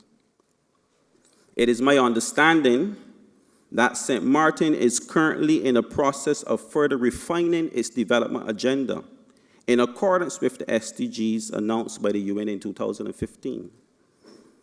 An examination of the 17 SDGs, which cover a broad range of social and economic development issues, indicates that climate change and environmental protection are encapsulated in many of them. This is by no means a coincidence. The world has recognized for some time that the importance of environmental protection as a central feature to realizing economic progress and the sustainability of a country's development. To provide a sense of our progress on the path of economic development, I will use the Millennium Development Goals as a proxy for economic development progress in St. Martin. The 2015 Millennial Development Report, prepared by the government of St. Martin, indicated that St. Martin had made commendable progress on 6 of the 8 MDGs, with the exception of poverty eradication and environmental protection, where there's still a lot to be done. In reviewing the progress relative to these 8 goals, I find that these 2 MDGs I just specifically referred to would have been negatively impacted the most by the passing of Hurricane Irma. For the goal of eradication of extreme poverty and hunger, while there may be no statistics to determine by how much this goal has been affected, I would postulate that some of the gains made in this area would have been interrupted, as there is higher unemployment on this island since Hurricane Irma. On the goal of ensuring environmental sustainability, the many well-documented challenges that St. Martin faced regarding achieving this goal have been compounded by Hurricane Irma. One example being the sizable increase in solid waste being processed at our island's landfill. This demonstrates very clearly how a climate change event is fully capable of not only interrupting economic progress, but it can turn back the hands of time in this regard as well. I'll now turn my attention briefly to the topic of climate change. And based on the last presentation, I am very scared. Climate experts have asserted that climate change will continue to wreak havoc across the globe for many years to come. The irony of this revelation is that the brunt of the impact of climate change on the economic development outcomes of small developing countries is expected to be more severe than in our developed counterparts, who are largely responsible for the problem in the first place. The average temperature on Earth has already risen considerably since the beginning of the Industrial Revolution over 200 years ago. It is estimated that global atmospheric concentrations of carbon dioxide, which is the most concentrated of the greenhouse gases, has increased by almost 150% during the past 150 years. Indeed, the production of greenhouse gases is still not only increasing, but doing so at an increasing rate. The effects of this trend are reflected in the changing climatic patterns of higher average air and ocean temperatures, rising sea levels, and I am sure I can speak for all of you when I say that we are witnessing in the Caribbean region more frequent droughts, heavier rainfall and flooding, and not to mention severe damage from the growing intensity of storms and hurricanes. It is without doubt that the intensification of global warming has forever transformed the relationship between people, the environment, and socio-economic development. To some extent, the control of the effects of climate change lies mainly in the hands of developed countries, which have reaped the benefits from decades of carbon-intensive economic growth. However, we as a country cannot wait until the world gets around to us. We have to join our Caribbean partners, multilateral and development institutions to seek mutually agreeable solutions. The unavoidable conclusion is that decisive and immediate action is needed now to reduce the vulnerabilities posed by the expected impact of climate change. It's already baked in, as they say.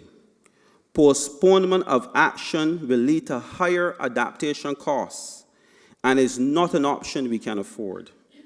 Therefore, the key question I wish to ask today is this: what are some of the practical adaptation strategies that as a country we should pursue to reduce our vulnerability to the impact of climate change on our fragile economic and social systems? In other words, how can St. Martin build resilience to climate change in our economic development strategy? The list of adaptation strategies which I find relevant to St. Martin is by no means exhaustive. Some of them you probably have heard before, but they're designed to give a flavor of ideas to consider. Please bear in mind that adaptation is a shared responsibility among government, businesses, and individuals. Businesses and individuals are best placed to make decisions and take actions that reduce their exposure to the effects of climate change events on their commercial and personal assets. Government's responsibility is to protect the national assets of the country, including the environment, and delivery services on behalf of citizens, and create the enabling framework which encourages resilience and favorable private sector involvement. Now, what are some of the actions that government can take?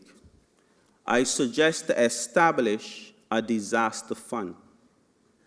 This fund should be used specifically and only to assist with the cleanup efforts and reconstruction costs after a climate change event has struck the island.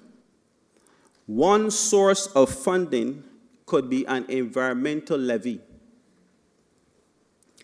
Improve and build coastal defenses. Such defenses could include building seawalls to protect coastal communities such as Front Street and the Boardwalk, the country's main commercial area. Protecting this area is paramount to protecting the cruise ship industry, which is very important to the economic well-being of St. Martin. Enhance drainage systems and create flood barriers to protect areas on the island that are more prone to flooding. Improve building standards and enforce them. It is not nice to say that there are too many shanty towns in the island. Given the widespread devastation from Hurricane Irma, all properties should be strengthened and new properties constructed to a stricter building code especially institutions that are vital to the country's economic development, such as the hospital, the airport, the seaport, and any other infrastructure crucial to the sustaining of our economic development. Review existing environmental protection legislation using the lessons learned from Hurricane Irma and amend them where necessary, and be prepared to enforce the adherence to the legislation. Improve health systems. Strengthen public health systems. Why? Because in the aftermath of a hurricane or in the aftermath of a climate change event, many threats to the health of residents become, In the aftermath of a climate change event, there are threats to the health of citizens and residents, as there's the increased risk of food and waterborne disease. And finally, climate-proof our water storage tanks, so that if water production capacity is affected by a climate change event, clean water can still be distributed to the population while repairs are conducted. This also includes the excavation of additional wells around the island. Now, what are some of the practical things that businesses can do? Ensure your business and commercial assets. Ensure your inventory, your furnishings, your equipment. Put business interruption insurance in place. Create a hurricane preparedness plan that can be shared with your employees. Properly protect your property and assets once there's an incoming climate change event. And have a backup generator. This will assist greatly in reopening of your business if electricity is not yet available in your area. These are practical solutions that I seek to discuss. What are some of the actions that individuals can take? Appraise and insure your property. Get an up-to-date appraisal on your home, noting that building costs have increased and the replacement cost of your home has changed. Do not under-insure your property because you want to save on the insurance premium. This can cost you much more if your property is damaged from a climate change event. Be prepared for an incoming climate change event, which includes taking all necessary steps to protect you and your family. And I have one suggestion for all of us: prayer. Pray to God for his hand of protection over our island. If it is one thing that all faiths, denominations, churches have in common, it is prayer. There are a lot of churches in St. Martin. Our schools are church-based. And I would imagine that if we believe that God is watching over us, or God can watch over us, we can ask him to let the storm go in the Atlantic Ocean and stay away from us and land masses. I hope that I have offered some food for thought on this extremely important national issue of the impact of climate change on our economic development. I look forward to your comments and discussion. Thank you. Insightful and practical tips for us to make note of. Thank you again, Mr. Downs. Our next speaker is the Deputy Dean of the Faculty of Science and Technology and Senior Lecturer in the Department of Physics at the University of the West Indies. He's also the Director of the Climate Research Group. He is the author of over 80 publications, journals, articles, book chapters, and the recipient of a number of awards, including Jamaica's Silver Musgrave Medal for Science. He sits on the #1 national, regional, and international panels related to climate change and the Caribbean, which qualifies him to address you this morning. Ladies and gentlemen, please welcome our next speaker, Dr. Michael Taylor. Your Excellency, Honorable Prime Minister, other distinguished members of the audience, friends, good morning, everyone. Great. Let me begin by making two apologies. Apology number one, I am a scientist. In fact, I'm a physicist. I study physics, and physicists love equations.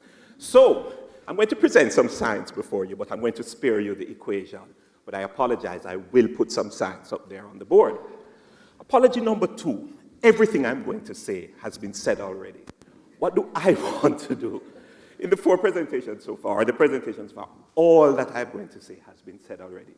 What I do want to do, however, is put what has been said in a particular context. And within the context of, if they would bring up my presentation any minute now, within the context of small islands and the big development agendas, does climate matter? The truth is, what I want to say is this. Since last year, there's been lots of discussion about climate change in the Caribbean since 2017, and it spans right across the Caribbean.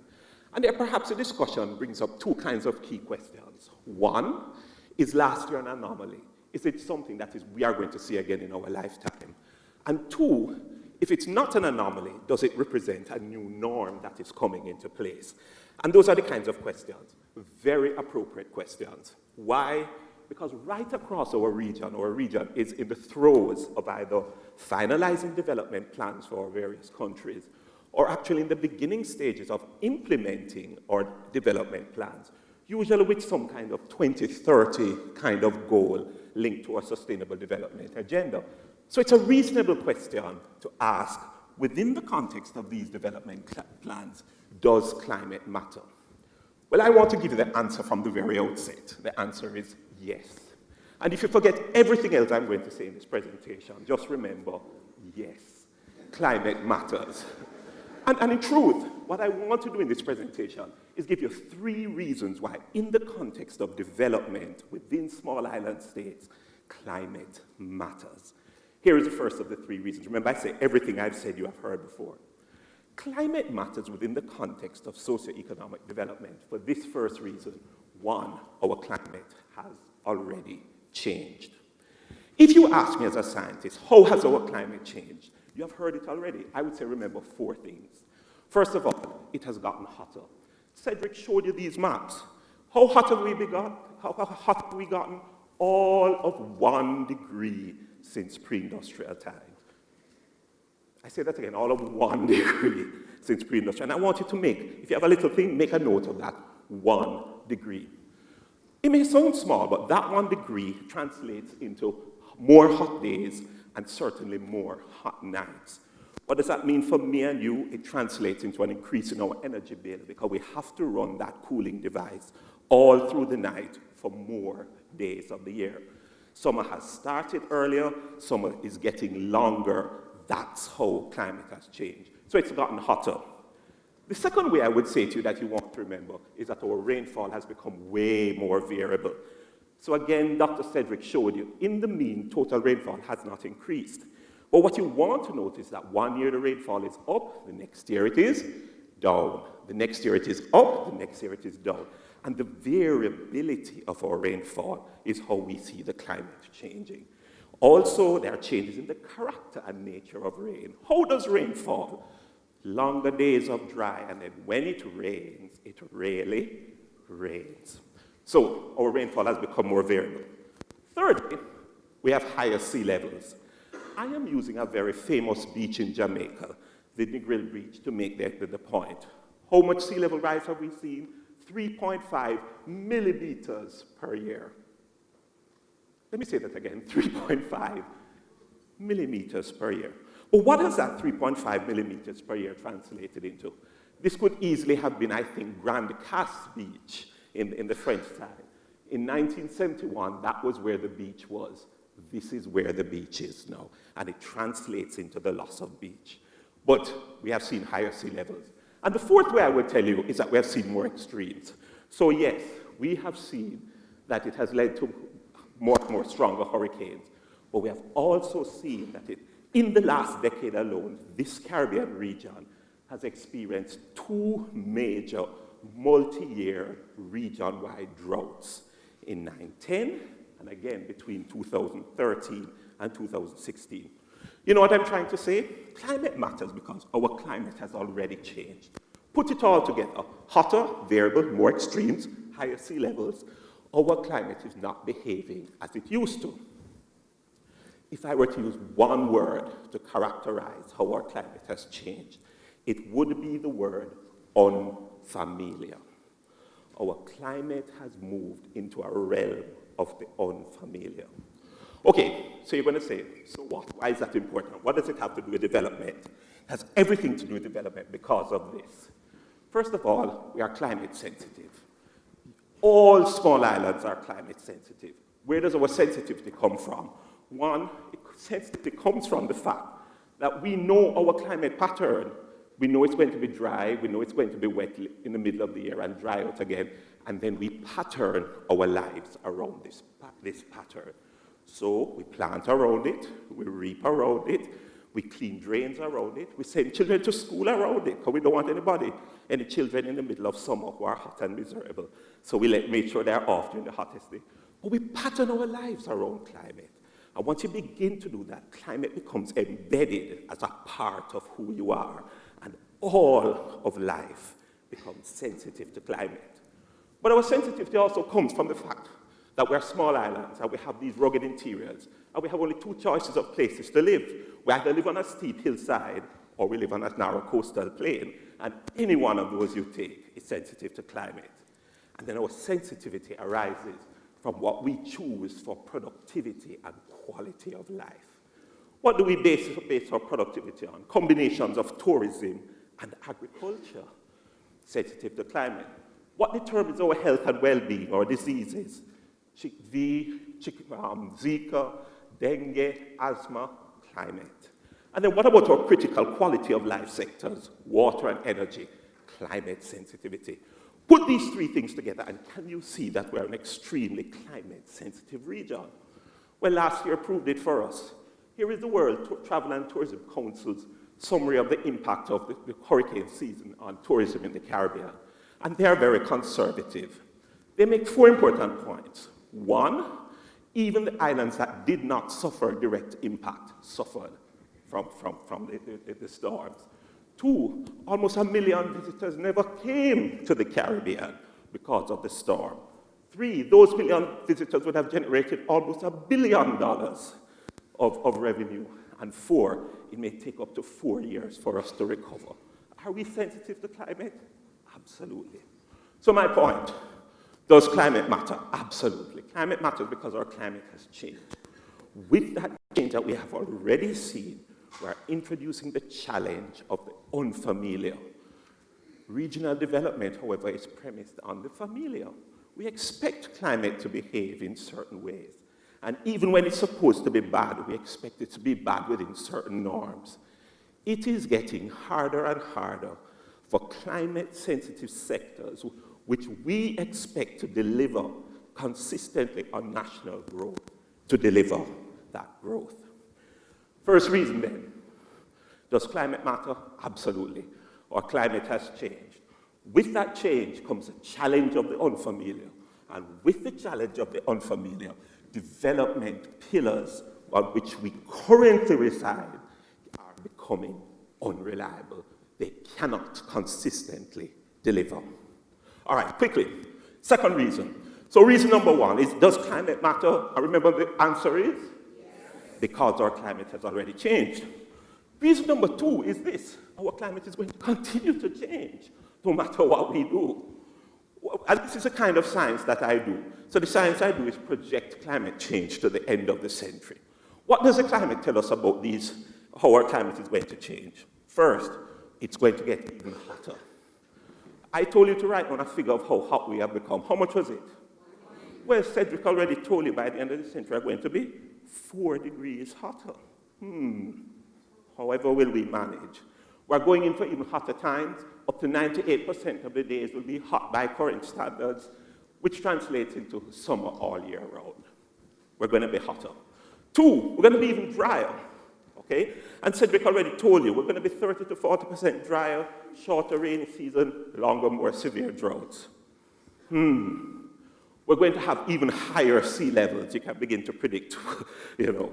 And no matter where you go in the Caribbean, those bars go up. Anywhere between 1 and 2 meters. Wait. What was the sea level rise I told you already? 3.5? I'm telling you now we're going to have 1 to 2 meters rise of sea level. What will that do? Well, take somewhere like Antigua. It will mean 5% of Antigua will be gone. 5% of the people who lived on that 5% of land will be displaced. All airports and damages, all port structures gone. That's what the science says. And then guess what happens to the extreme events? More intense extremes. So if these are the category 4 and 5 in the present, these are the model category 4 and 5 in the future. Not necessarily more storms, but more intense storms. Put that together, what am I saying? The climate of the Caribbean is going to look much different in the future. Again, if I were to use a single word to describe it, it's no longer the word unfamiliar. Unfamiliar is what we have now, but at least sometimes we see familiar. The word would be unprecedented. Why? 1 degree versus 4 degrees. Variable versus variable and 30% drier. More extremes versus more intense extremes. 3.5 millimeters per year versus 1 to 2. We have not seen that kind of climate ever before. It's unprecedented. But you're going to say, so what does it have to do with development? This is what it has to do with development. Unprecedented climate means unprecedented impacts, and that's what last year showed you. If I were to choose 4 areas of Caribbean life which will see these unprecedented impacts, here are they. 1, water.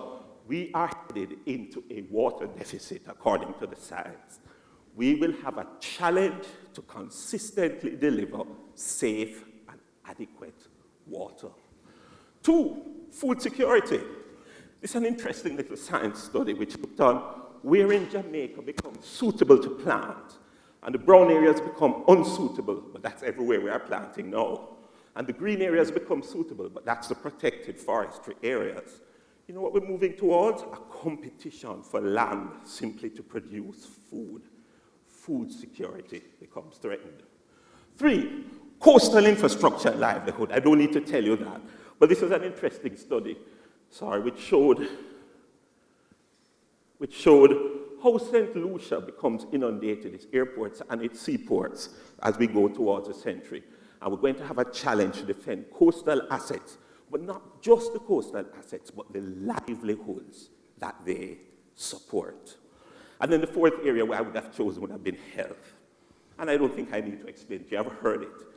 The higher temperatures, the drier things, increased vector-borne undernutrition, storm-related. We're going to have a challenge to deliver adequate health care in an already overburdened system. You know what I was doing a while ago? If you take those 4 areas, those are actually 4 of our sustainable development goals, which we are looking towards. And I said to myself, well, what if I took all the sustainable development goals and looked on what the science suggests would happen?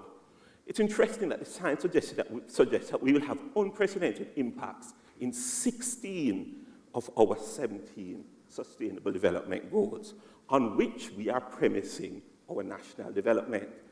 You say, which one did they not choose? Well, the one sustainable development goal that wasn't affected was the one that is climate change. But I want you to see the point that I'm making. What does it have to do with development? Does climate matter? Absolutely. It matters because our climate is going to continue to change. In the continued change, we're going to now begin to face the challenge of the unprecedented, which is different from the challenge of the unfamiliar. What does the challenge of the unprecedented do? It will cause significant impacts on the very things that determine quality of life in small islands. And here's a very interesting challenge that we now face.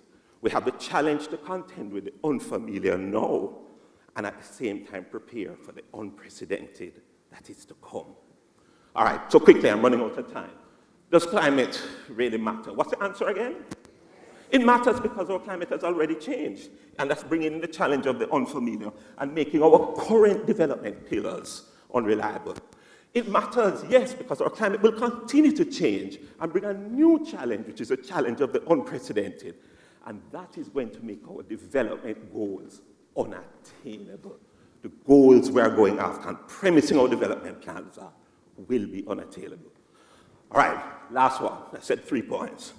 Does climate matter? Yes, it does. Climate has already changed. Our development goals are unreliable. Climate is going to change. Our development goals are becoming unattainable. It matters because climate demands change. What on earth am I talking about? We can't know what we know and do nothing. We must change our attitude to climate. It's not a distant problem, it's a now problem. We have to change our approach to climate. It's not something to be responded to. It's something that we have to plan for now. And we have to change our actions with respect to climate. We have to look on the magnitude of change we are seeing. It's no longer the small efforts to appease the environmentalists. It has to be targeted and transformative actions that will impact the now as well as the future. You notice a common thing across there? No. You know what I'm saying? The challenge of urgency is the third challenge that climate is bringing to the development space. All right, so quickly, what kind of actions do you need? What are those transformative and targeted actions that are needed? Firstly, adaptation. We have to recognize that we have committed ourselves to climate change already as a world, and we have to figure out how to adapt. Where is this adaptation needed? Straight across all sectors of society. I've just highlighted farming, building practices, water, policies and programs. And what last year taught us is that the bases and standards and norms which we are using to adapt no longer apply. And I'm making a little plug for research here. And so research and contextual research, Caribbean research, has to be done to set new standards and new norms and new bases for adaptation. What else we need to do? We need to mitigate. We have to deal with the problem that was causing it, which was the greenhouse gases, and so we have to reduce those as well. Where do we mitigate in the Caribbean? By looking at what we use for energy, by dealing with waste, by looking on forestries, and by dealing with transportation. You know what last year taught us? That we have to push for greater mitigation, both regionally and on a global scale. There's a little phrase, 1.5 to stay alive. I hope you know it. If you don't, look it up. If we want to avoid the worst possible future, as a region, we have to collectively push for greater mitigation. And you know the third thing? Education. So we have to create a climate-smart citizenry. Because once you're climate smart, you're conscious, you're convinced, and you're convicted about the issue. Last year taught us that we all need to be aware of the magnitude and scope of climate change's impact on us as small island dwellers. Because knowledge, once you have it, will drive action for the common good. So I'm ending. If we put all of that together, you know what I'm saying? Our development plans must reflect mitigation, must reflect adaptation, must reflect education. And that way is how we are going to achieve resilient societies. So, how do I end? Does climate matter for development? No, you should be saying it with a little bit more conviction. No, does climate matter for development? Yes. Absolutely. Why? Because our climate has already changed, and that change is already bringing us with the challenge of the unfamiliar and making the very development pillars, which are too climate sensitive, unreliable.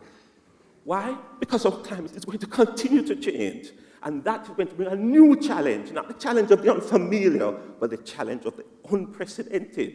And it's going to make those development goals, those sustainable development goals, unattainable. And clearly, it matters because our climate demands change, and it's putting a demand or a challenge of urgency. The great thing is, I don't want to end on a pessimistic note. If we meet that demand, then you know what happens? Our development agenda will be untouchable.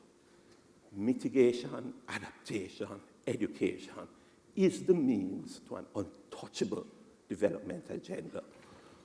Climate matters because we have to figure out how to go from unreliable to untouchable in our development plans.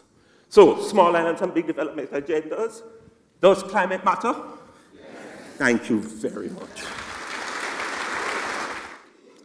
Thank you very much, Mr. Taylor, for your presentation this morning.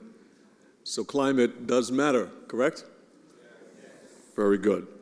Ladies and gentlemen, that brings us to the end of session number 2. I think you found it fruitful. Let's hear it once again for our both presenters, Mr. Derek Downs and Mr. Taylor. And to help bring our topics that you've been hearing this morning together, ladies and gentlemen, please extend a warm welcome to our keynote speaker at this year's symposium. That is Ms. Dr. Kenrick Leslie. Before I start my address, I would like to say to the people, the government of St. Martin, I was pleasantly surprised yesterday when we landed and came out of the airport. Looking at the pictures last year after the passage of the hurricane and seeing the recovery to date, I think you all should all be extremely proud.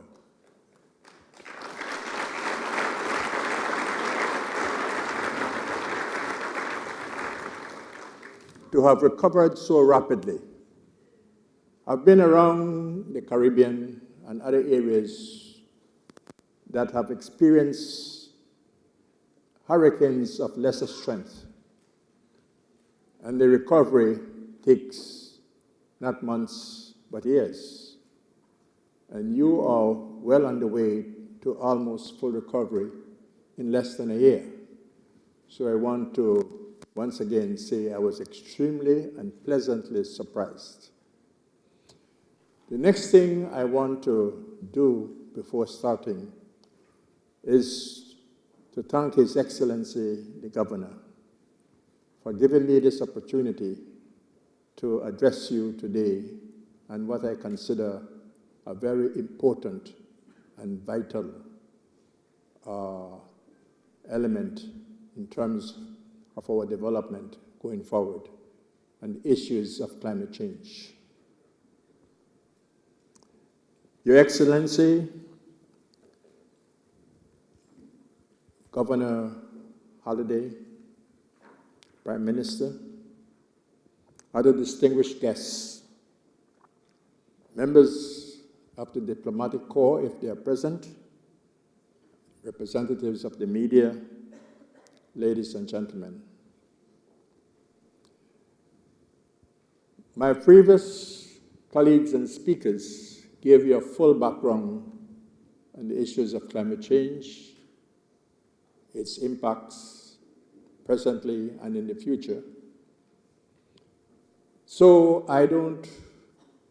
what I plan to do is to put together all these presentations and say what we can do, what are the implications, and so on, by starting with a background. Professor Taylor mentioned a 3.5 millimeter, and it's very hard for people to understand what is 3.5 millimeter. But in 10 years, 3.5 millimeter is over 30 millimeters.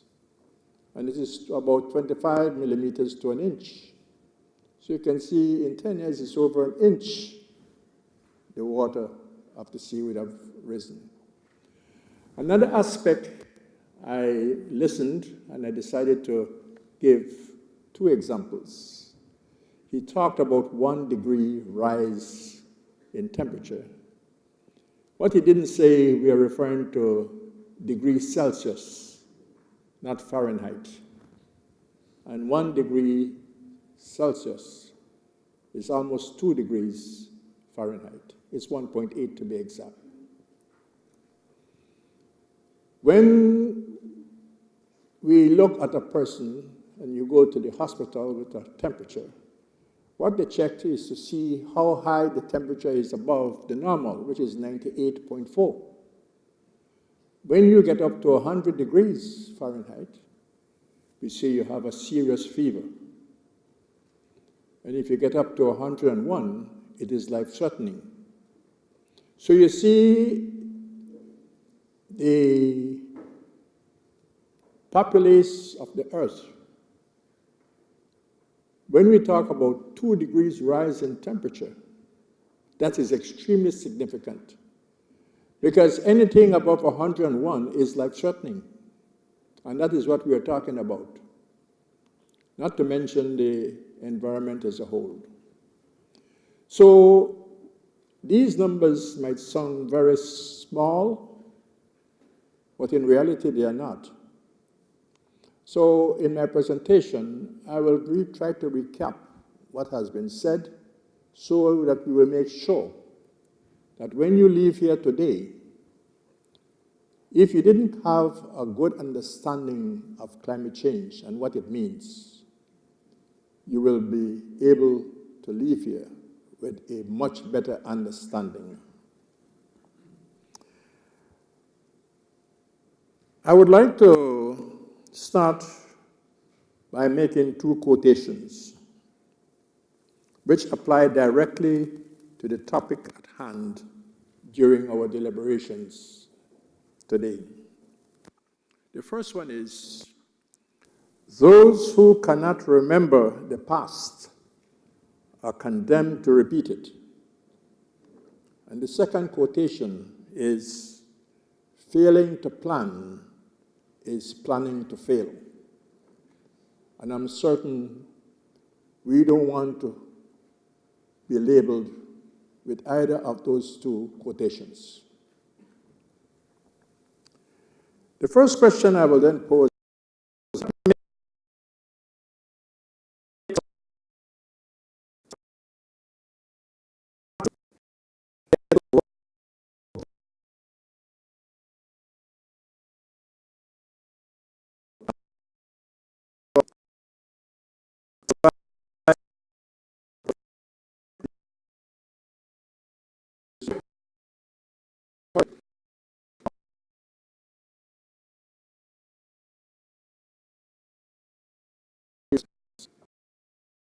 Caribbean is a lake-like body. We think of the Caribbean as a sea, but if you think of it, it is almost surrounded by land. You have the Eastern Caribbean chain of islands, separated by very small distances. You have the Greater Antilles as you go around, and then you come right around through the Caribbean coasts of Central America and South America. So the Caribbean is like a lake. It has a population of approximately 47 million people. That's quite a bit. And it is made up of 26 island countries with an estimated population, as I said, of around 47 million people. And some 70% live in coastal cities, towns, and villages. Of the total, approximately 38% of the population can be classified as poor. The economy of most of the islands in the Caribbean, as you have heard before, is dominated by tourism, marine activities, and specialized agriculture. But most economies have failed to keep pace with the population growth. This is further exacerbated by the challenges of globalization. Although the Center is mandated to support the CARICOM member states, we have never limited our support to those 14 countries. And we remain ready to work with all Caribbean SIDS in the development of appropriate adaptation strategies, implementation programs, and the sourcing of funds to support such activities. We just recently, through our program, was able to access, under the Green Climate Fund, $45 million United States dollars for a program in Barbados. Earlier in my presentation, I mentioned to you the use of renewable energy as one of the measures in the Bermuda Program for resilience building. I want to emphasize that the use of renewable energy is not just for resilience building, but also an important factor if sustainable development is to be achieved. Small island developing states have been designated as the most energy-intensive countries in the world. This means for each unit of GDP they generate, the input of energy required is extremely high. That translates into their services, manufacturing, and other productive sectors being rendered uncompetitive in the global market.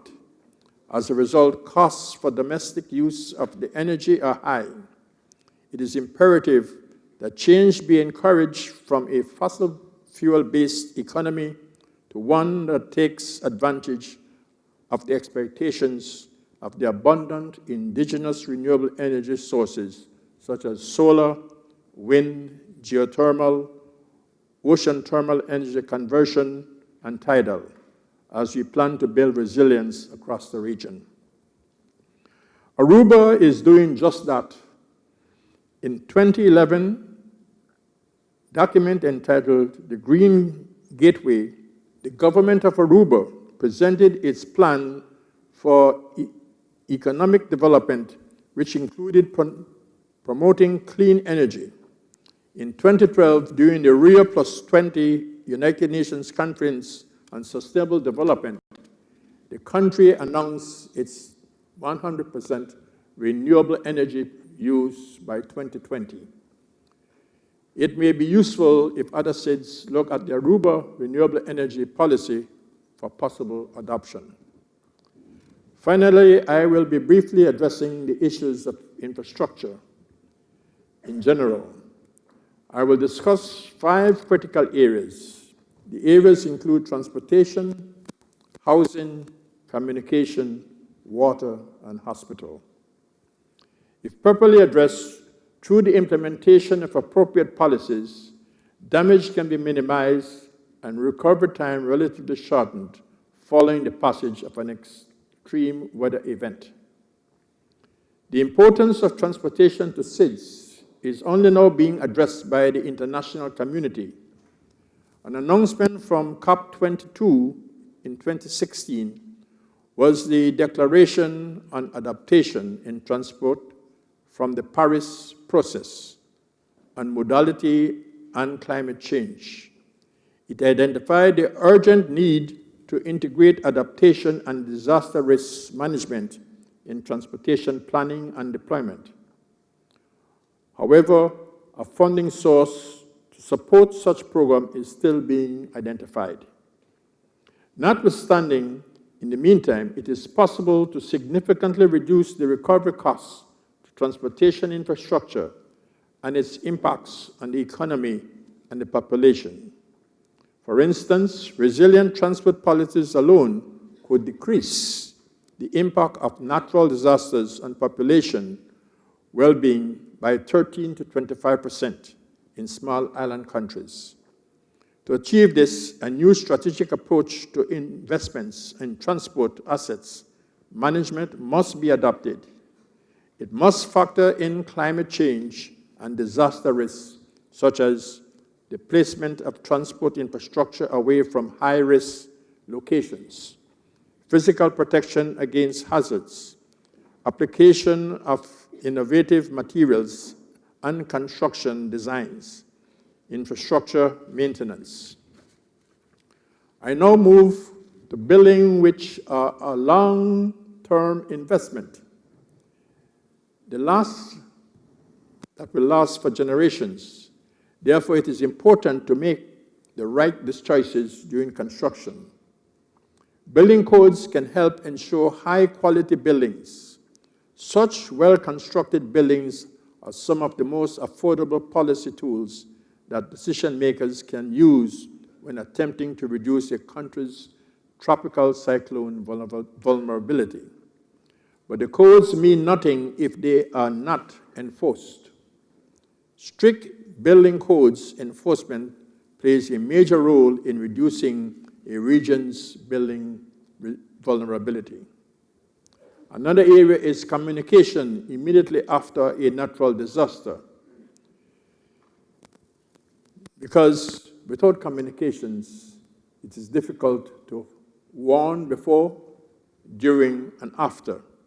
So even though we live in an extremely technological age, an alternative communication system during disaster is an absolute necessity. Decision makers should ensure that a permanent emergency communication system is always operational. There are many ECS that are available, including satellite-based communication systems. The water situation can be addressed using the Bermuda home model and the use of desalination plants that are powered by renewable energy. The center has piloted this type of system, which is currently being replicated in a number of the islands in the Windward Group. The role of hospitals. The Caribbean region is prone to a wide variety of natural hazards and at risk from the impact of climate change. The safety of health facilities at risk should be of primary concerns during disasters. Structural damage to such facilities leave a void during the recovery phase after a disaster. We need to be mindful that healthcare facilities are also leading consumers of energy with a large environmental footprint. And I want to highlight here an effort by the Pan American Health Organization that has developed a concept known as smart hospitals. Healthcare facilities are smart when they link their structural and operational safety with green investments at a reasonable cost to benefit ratio. PAHO provides a toolkit that offers a variety of instruments, including Hospitals Safety Index, which many countries are currently using to help ensure that they are, or existing health facilities are disaster resilient, a baseline assessment tool to collect reliable information on the building of performance and operations, and how it measures up against current code. So this is available from PAHO. A retrofitted smart hospital would be able to function after the passage of a hurricane, since it would have its own renewable energy supply and potable water, two critical operational elements. After all the above mentioned information, I need to draw your attention to how important the role of education can be, as mentioned before. Despite the very real threat climate change poses to human health and habitats, the level of public awareness and concern varies greatly.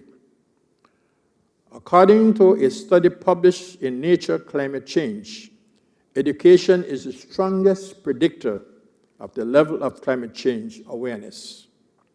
The study suggests that improvements in basic education, climate literacy, and understanding how climate change affects local temperatures are key factors in increasing public support in limiting the devastation that elements of climate change can cause. I want to repeat here that knowing that climate change is real is not the same as recognizing the extent to which it will affect human beings as time passes. It is of utmost importance that the populace realize how climate change will affect its life, property, and very survival or existence of man. Governments and other entities can plan and implement well-defined policies, but if communities are not aware of the reasons and purposes of such, they cannot be as effective as they could be. The communities can contribute to reducing damages and so lessen the recovery time by doing what they independently can, as highlighted by Professor Taylor. They can, for example, improve constructions of homes, retrofitting existing homes, consider water harvesting, and even invest in utilizing some form of renewable energy. It is important then that the subject of climate change be included in all educational curricula. A climate change-educated populace will positively impact the successful implementation of climate change adaptation policies. In conclusion, Your Excellency, distinguished guests, ladies and gentlemen, I have attempted to highlight some of the factors making the Caribbean SIDS a most vulnerable region to the projected impacts of global warming and sea level rise. I have also highlighted that adaptation to the impacts of climate change and sea level rise is imperative. I've also indicated that our governments should be more proactive in addressing the possible impacts, as has been done in the case of Bermuda, Aruba, and the British Virgin Islands. Finally, the Caribbean Community Climate Change Center stands ready to work with all SIDS in planning their climate change adaptation initiatives. Thank you.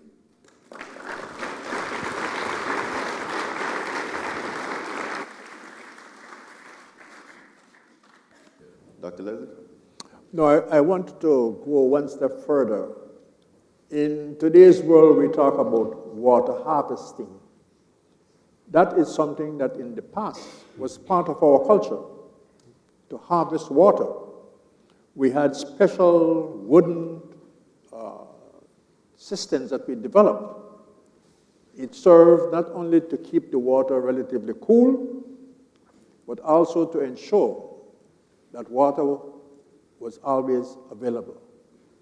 And therefore, one of the predictions based on the warming climate, changes in rainfall patterns, is that we're going to have a drier climate, which means less water.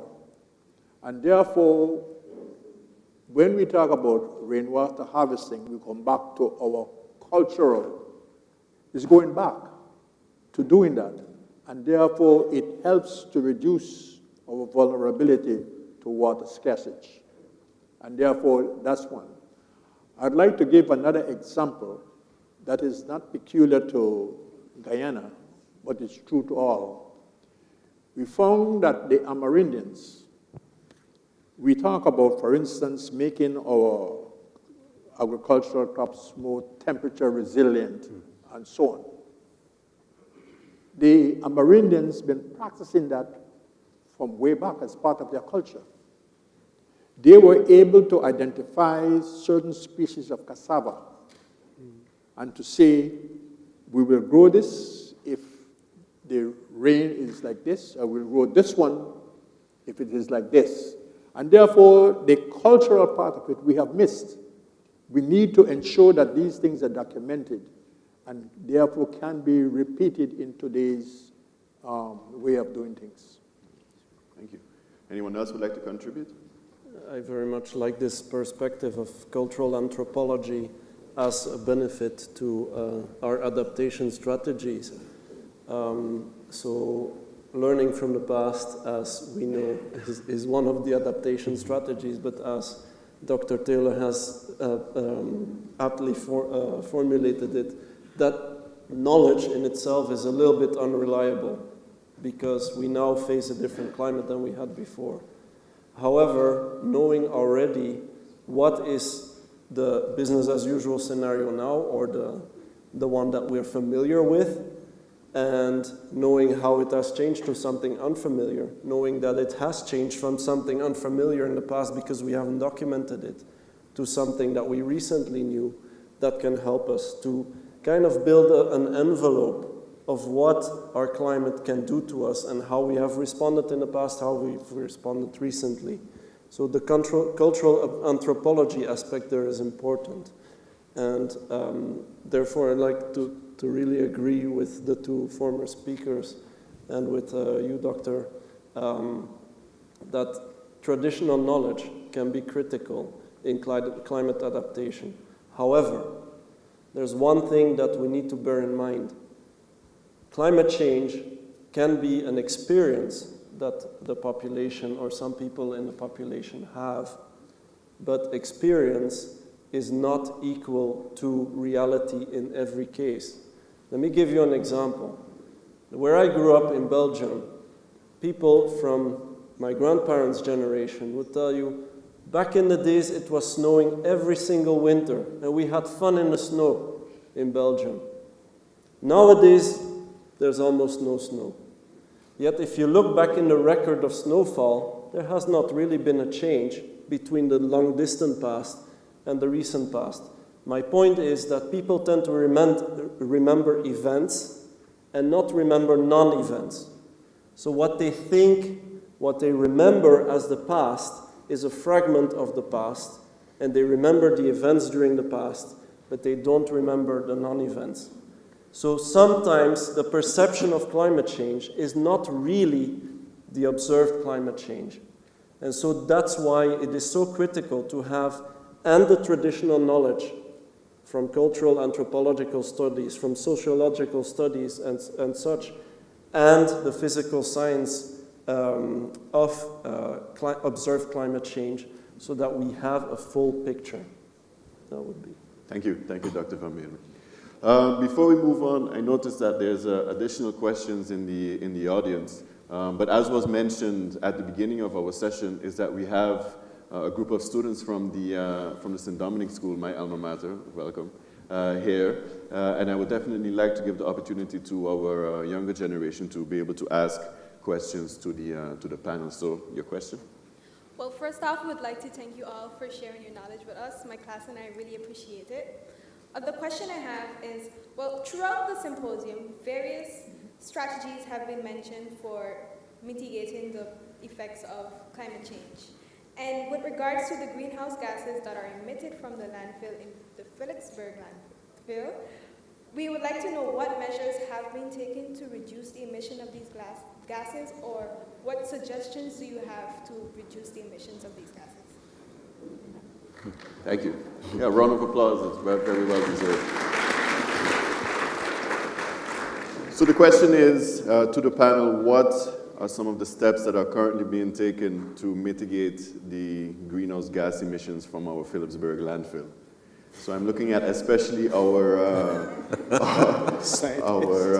not only scientists, but our resident St. Martin presenters to be able to give a comment on that. Mr. Isaac? Earlier on, Dr. Leslie said that's a loaded question. From our angle, it is a loaded question. I would think that, sorry, a lot of us know the impacts in terms of the landfill, what it can contribute. And if we look at it on a global scale, the amount in terms of contribution might be minimal. But again, it is something that we need to do something about. But in terms of the measurements and so on, these are things that we have to look at. Looking at it just from a technical point, I will twist it a bit and say, a lot of capacities sometimes we have in small islands. We cannot have the expertise right across the board. And that's why in the presentations we say that we have to collaborate with other entities. So in terms of doing those types of measurements and so on, we would have to collaborate with other entities. And that is why we have to look forward also in broadening our scope of some of our institutions so we can look at those sort of measures. But in terms of a direct answer, in terms of what are we doing to minimize the impacts from the dump, I would not be able to provide that sort of answer. Thank you, Mr. Isaac. Dr. Leslie? The only comment I would make regarding the landfill, and you asked about the reduction of greenhouse gases from the landfill. I am very practical in my thinking. Quite honestly, there's very little, if anything, St. Martin can do to impact the fact that climate change is already baked in. We can have no landfill. We can have no greenhouse gases coming from St. Martin. It doesn't matter. As far as what I have read and what I've heard, we are too small to really impact the fact that climate change is here. And that's why my suggestion was to focus on what we would do in light of that reality. We have got to make some changes on the island. We have no choice if we are going to survive. I'm willing to think of financing as a solution for the landfill. That's what I do. That's what I do. But I think that from a country's point of view, indeed, the garbage disposal problem is indeed a problem that has to be fixed. But as a country, we really do have to look at how we are going to deal with the fact that these hurricanes are on their way. That's just what it is. And it's not a nice commentary, but I think that we have to understand that that's our reality and what will we do in light of that. The scientists may disagree with me because, I mean, if everybody contributes, one can argue, if everybody contributes to cleaner energy solutions, how they consume, whether we drive less cars and we ride bikes to work or we walk to work, a little bit, everybody can chip in. But the reality is 16 square miles. I don't know what we can do to influence the fact that climate change is already here. Thank you. Thank you. Dr. Leslie? No, go ahead, Dr. Leslie, and then we'll have. I would like to take an alternative view in this sense. I mentioned that we contribute 0.05% of all seeds together. So we are not going to reduce the greenhouse gas. However, I mentioned that we should look at it from an economic point of view. In other words, if we put in place using renewable energy sources such as PV, the cost of PV has gone down considerably, and therefore, yes. And what you do then is to help the economy of the country. If we reduce the cost of doing things, the government or the country will have more resources to implement adaptation activities. The more you have to spend on something, the less you'll have to help in your adaptation program. That's one. In terms of the waste, coming online right now, in fact, we have a number of projects we are putting forward where you, instead of a landfill, you put in a waste to energy conversion system. And therefore you are generating energy and reducing the need for fossil fuel-based power, and at the same time getting rid of your waste. So there are ways in which, using the financial aspects, that we can help. We should not look at it as reducing greenhouse gas, because it's, as you said, it's negligible. However, we should look at it from an economic side of things, how you can reduce and help the economy of the country. And then the government must ensure that they have proper policies in place to encourage that type of entrepreneurship. Thank you. Professor, I was just going to quickly make a point, and I think Dr. Leslie picked it up. We must never think of ourselves as too small to make a difference. And in fact, the Paris Agreement is our example. The fact that the Paris Agreement has the world going for 1.5 degrees by the end of the century is a consequence of small islands. It's a consequence of the fact that small islands insisted we cannot do more than that. And so small islands could get the whole world to change. So never think of ourselves as too small to make a difference. I was going to talk about the economic advantages, but Dr. Leslie picked it up. But there's a little third point that is important. We have to be careful about the messages we are sending. We can't, on the one hand, put a message that climate change is important and then put another message that it's okay, we're too small, so we can continue to do anything that we want to do.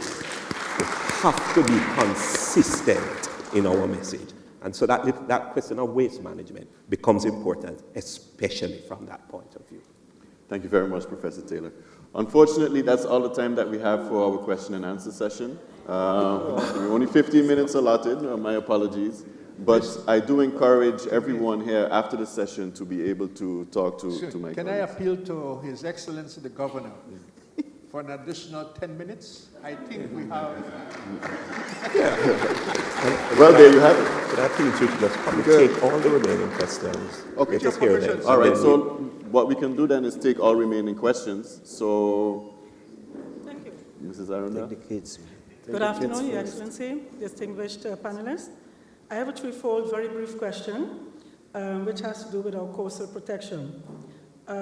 In reference to the proposals to protect our islands, our assets, and our tourism economy, in cooperation with the Netherlands, the USA, and international financial institutions, one, what is or are the possibilities to develop and implement a Delta plan, which is a coastal protection plan for St. Martin? Two, is such an elaborate project worth the investment? And lastly, if yes, who should take the initiative? Thank you.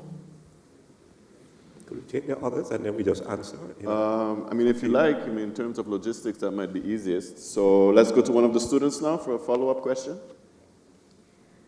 Good afternoon. I wanted to thank all the lecturers again for providing us with such useful information, and we hope to carry out projects that can help with the effects of climate change and promoting it amongst our youth. And I wanted to bring about a question about public education, which Mr. Isaac mentioned. And after Hurricane Irma, we noticed that there was a lot of damage that was not necessarily due to the hurricane, but rather bad building. And as Dr. J mentioned, there was old infrastructures which withstood the hurricane.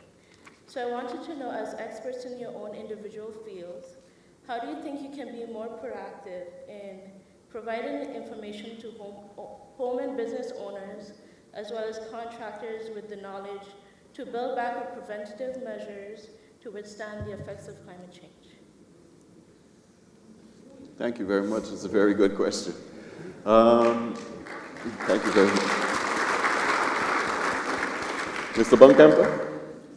First of all, thank you to the panel. I think we heard a lot of interesting remarks made in this little session here.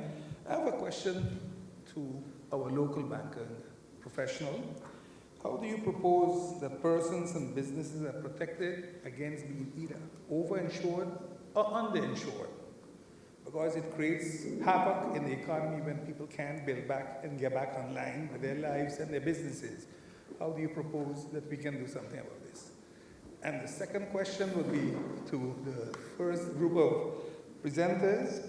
What effect do you really believe that the constant eruptions of volcanic activity throughout the world is really having on climate change? Thank you, Mr. Bunkamper. And I'm getting a sign that that's it for questions. So just to recap some of the questions that were asked.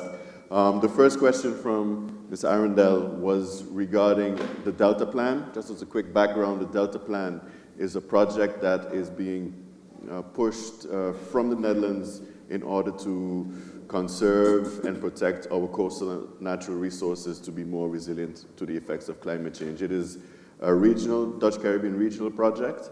And the question, therefore, is how feasible would it be to implement a large-scale regional coastal conservation project for the Dutch Caribbean, in a sense. So whoever would like to take. I would like to caution that every speaker, every question, maximum of 2 speakers to answer, please, just in the interest of time. Maybe a very small comment about the Delta Plan. One of the although it's a very good strategy, a good approach, and a viable approach, but a costly approach on the short-term time scale. The problem with sea level rise is that it's a moving target.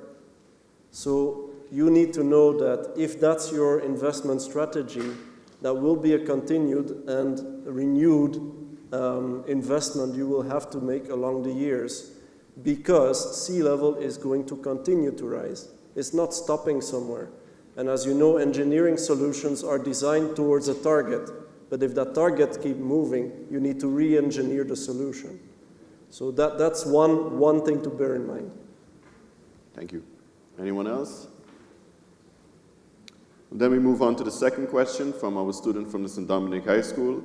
especially targeted to Mr. Isaac regarding resiliency in rebuilding and mitigating the effects to our building code. Well, in terms of that, there are a few things you would have to look at.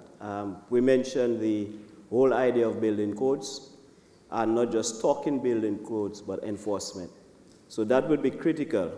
But the other thing we have to be cognizant about is drawing quick conclusions without sufficient information. So for example, you just look at an old building and you say it's because of culture and it's because of how persons built 100 years back.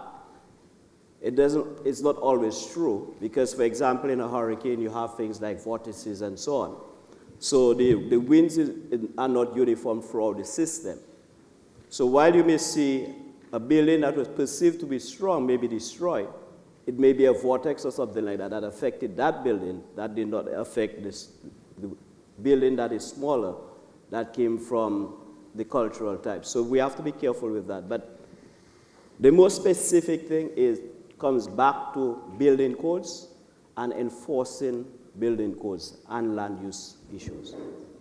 Thank you, Mr. Isaac. Then we will go on to the third question directed at Mr. Downs regarding the infrastructure and the ability for us to be able to recover from that, and insurance. Well, the question was regarding how to deal with the issue of underinsurance, which unfortunately became a serious problem on the island. A lot of people realize. I myself used insurance values of 10 years ago for my home.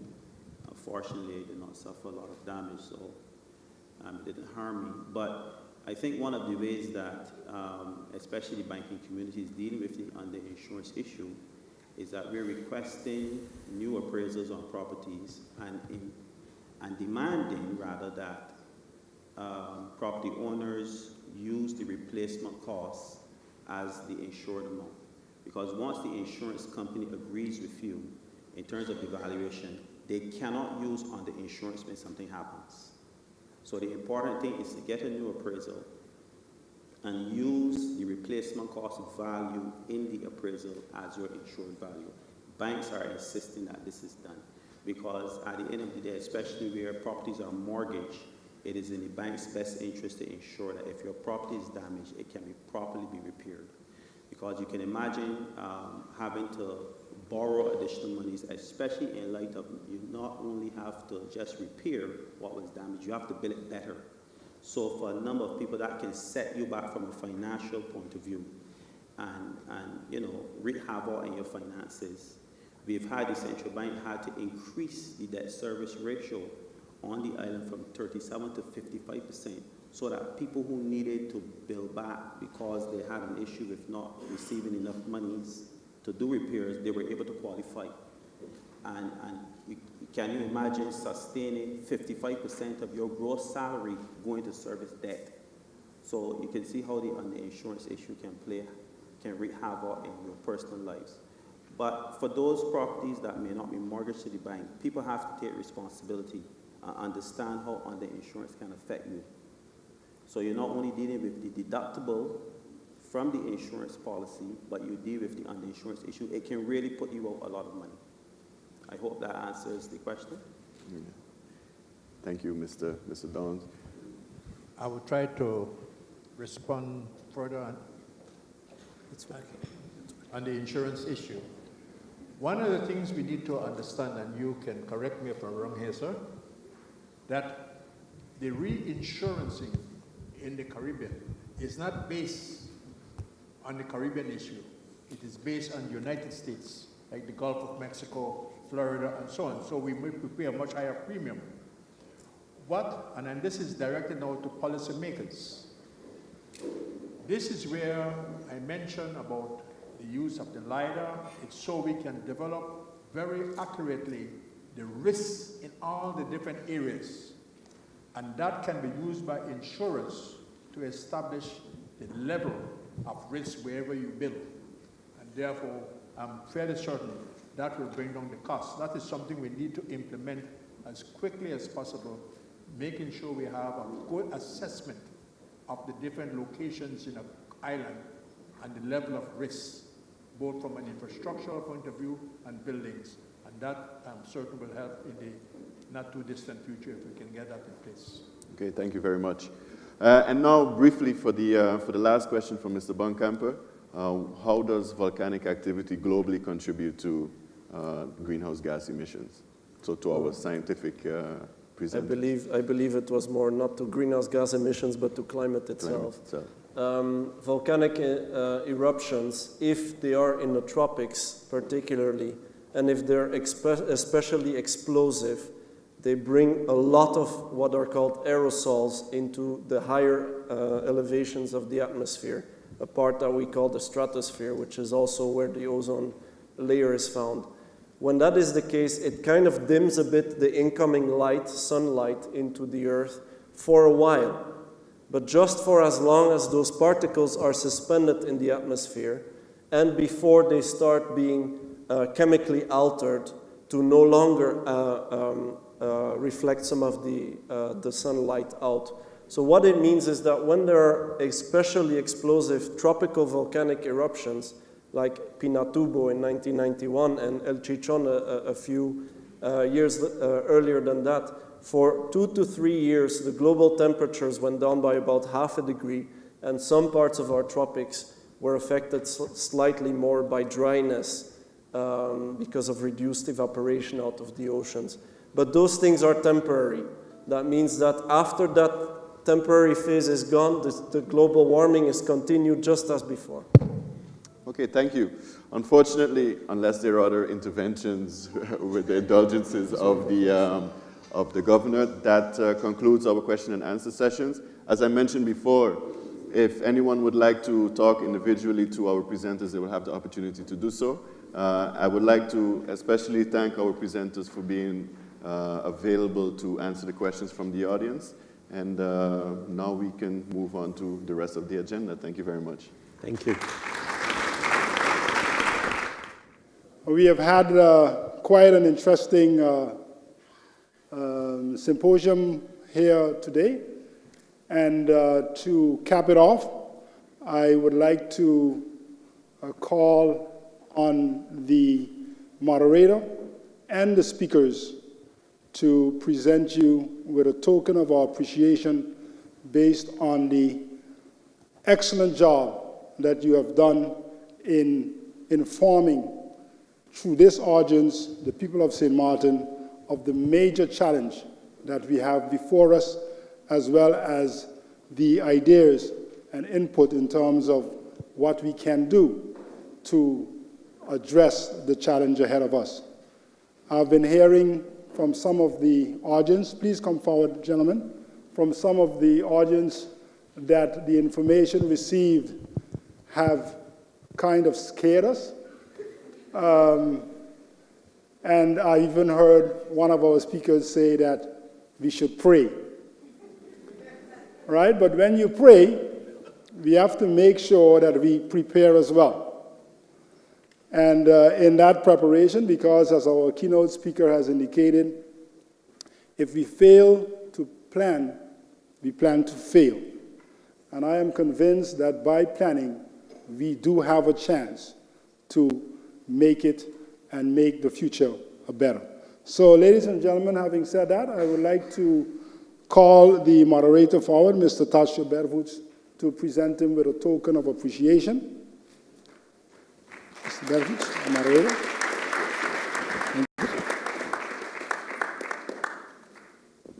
Thank you.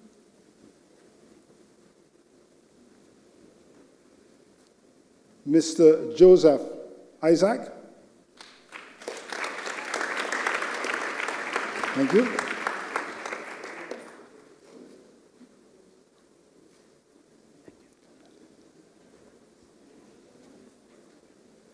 Dr. Cedric van Meerbeek.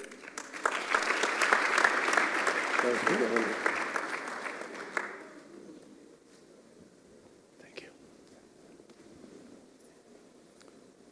Mr. Derek Downs.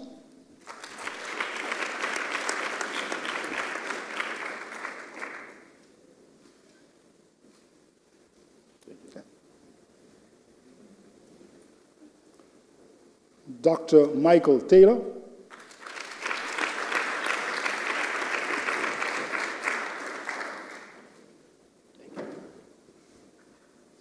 and this one is very heavy. Our keynote speaker, Dr. Kenrick Leslie.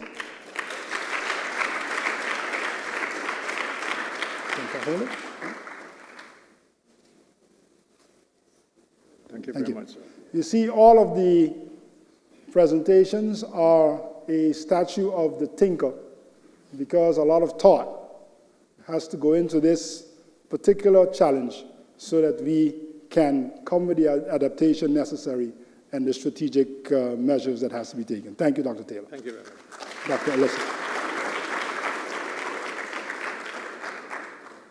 Having said that, I would like to, as we indicated and most of the speakers also indicated, education is an important aspect in addressing the matters of climate change. And therefore we asked you, based on an art contest that was carried out among our high school students, to vote online, and we chose the voting online instead of giving you paper, because we believe we should contribute to the issue of addressing the concerns of climate change. So I want to thank the audience, those of you who participated in in voting for the 3 art pieces that was presented from our art schools. And with that, I would like to present the results to you.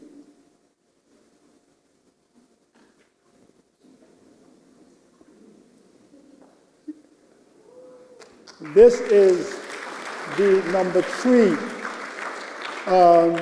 art, and this piece of art is the number 2. The number 3 got 18% of the votes.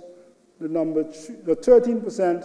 The number 3 got 28%, and sorry, this is number 2. And this here is number 1, which received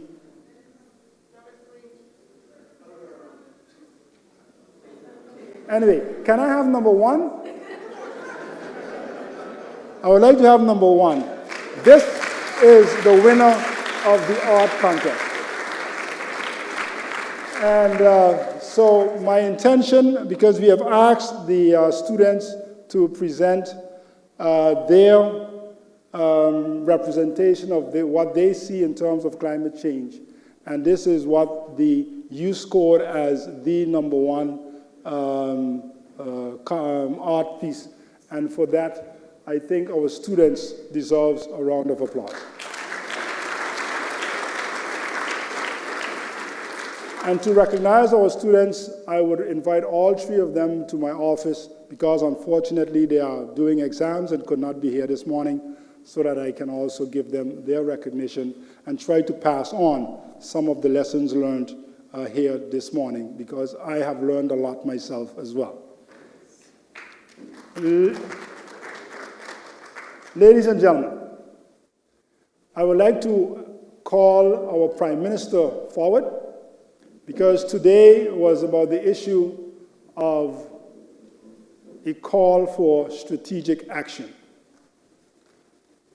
We have seen the concerns. Our various speakers have done an excellent job in presenting the concerns. The question I asked in my opening address was basically, are we running out of time? And so before I make the presentation to our Prime Minister, who is charged with making sure that we take the necessary measures, I would like to ask your attention for the following video.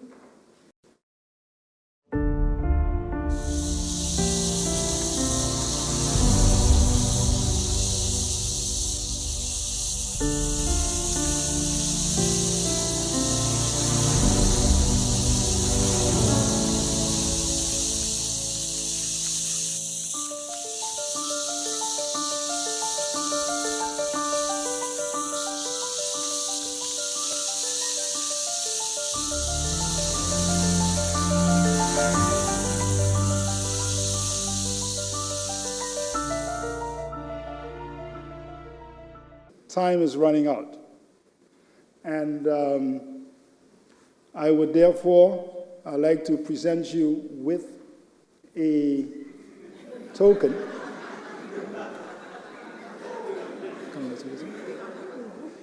And if you can see the time, and every day as you put it on your table, remember that as you seek to address the issues of climate change. Prime Minister.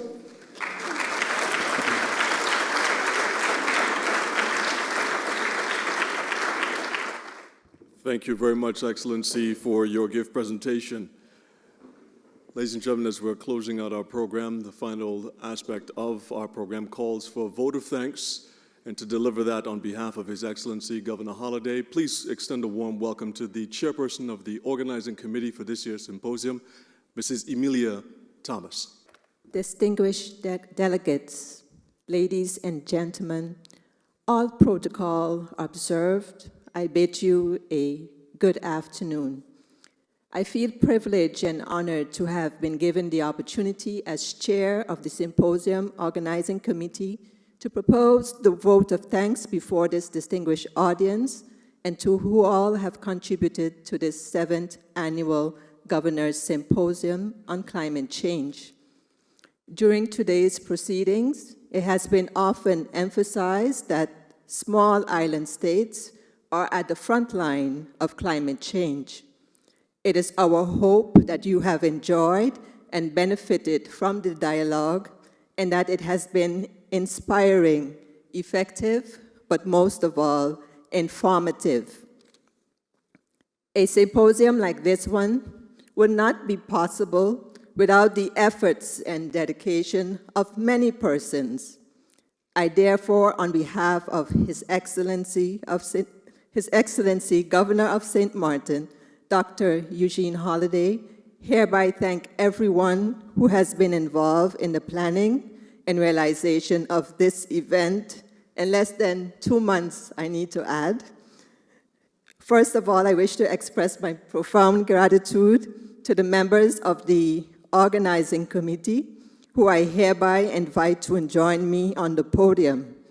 Please help me welcome Ms. Desiree Connor,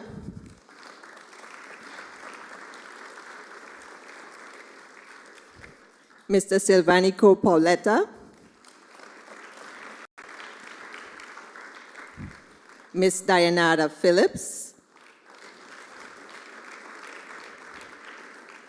Ms. Ryan Ramo,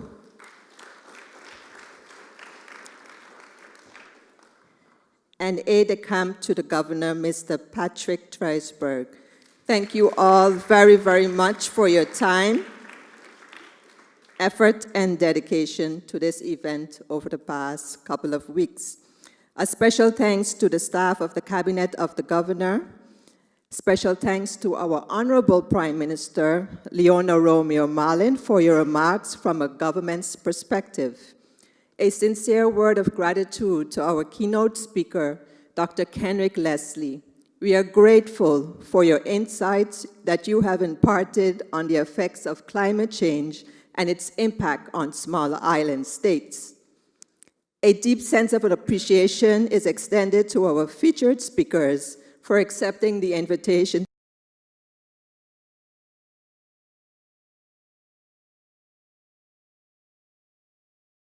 Cedric van Meerbeek, Mr. Derek Downs, and Dr. Michael Taylor. Thank you, and again, another round of applause for our presentation. Much gratitude to our moderator, Mr. Tatio Borwoods. I also express thanks to Mr. Cedric Peterson for the outstanding job he did today.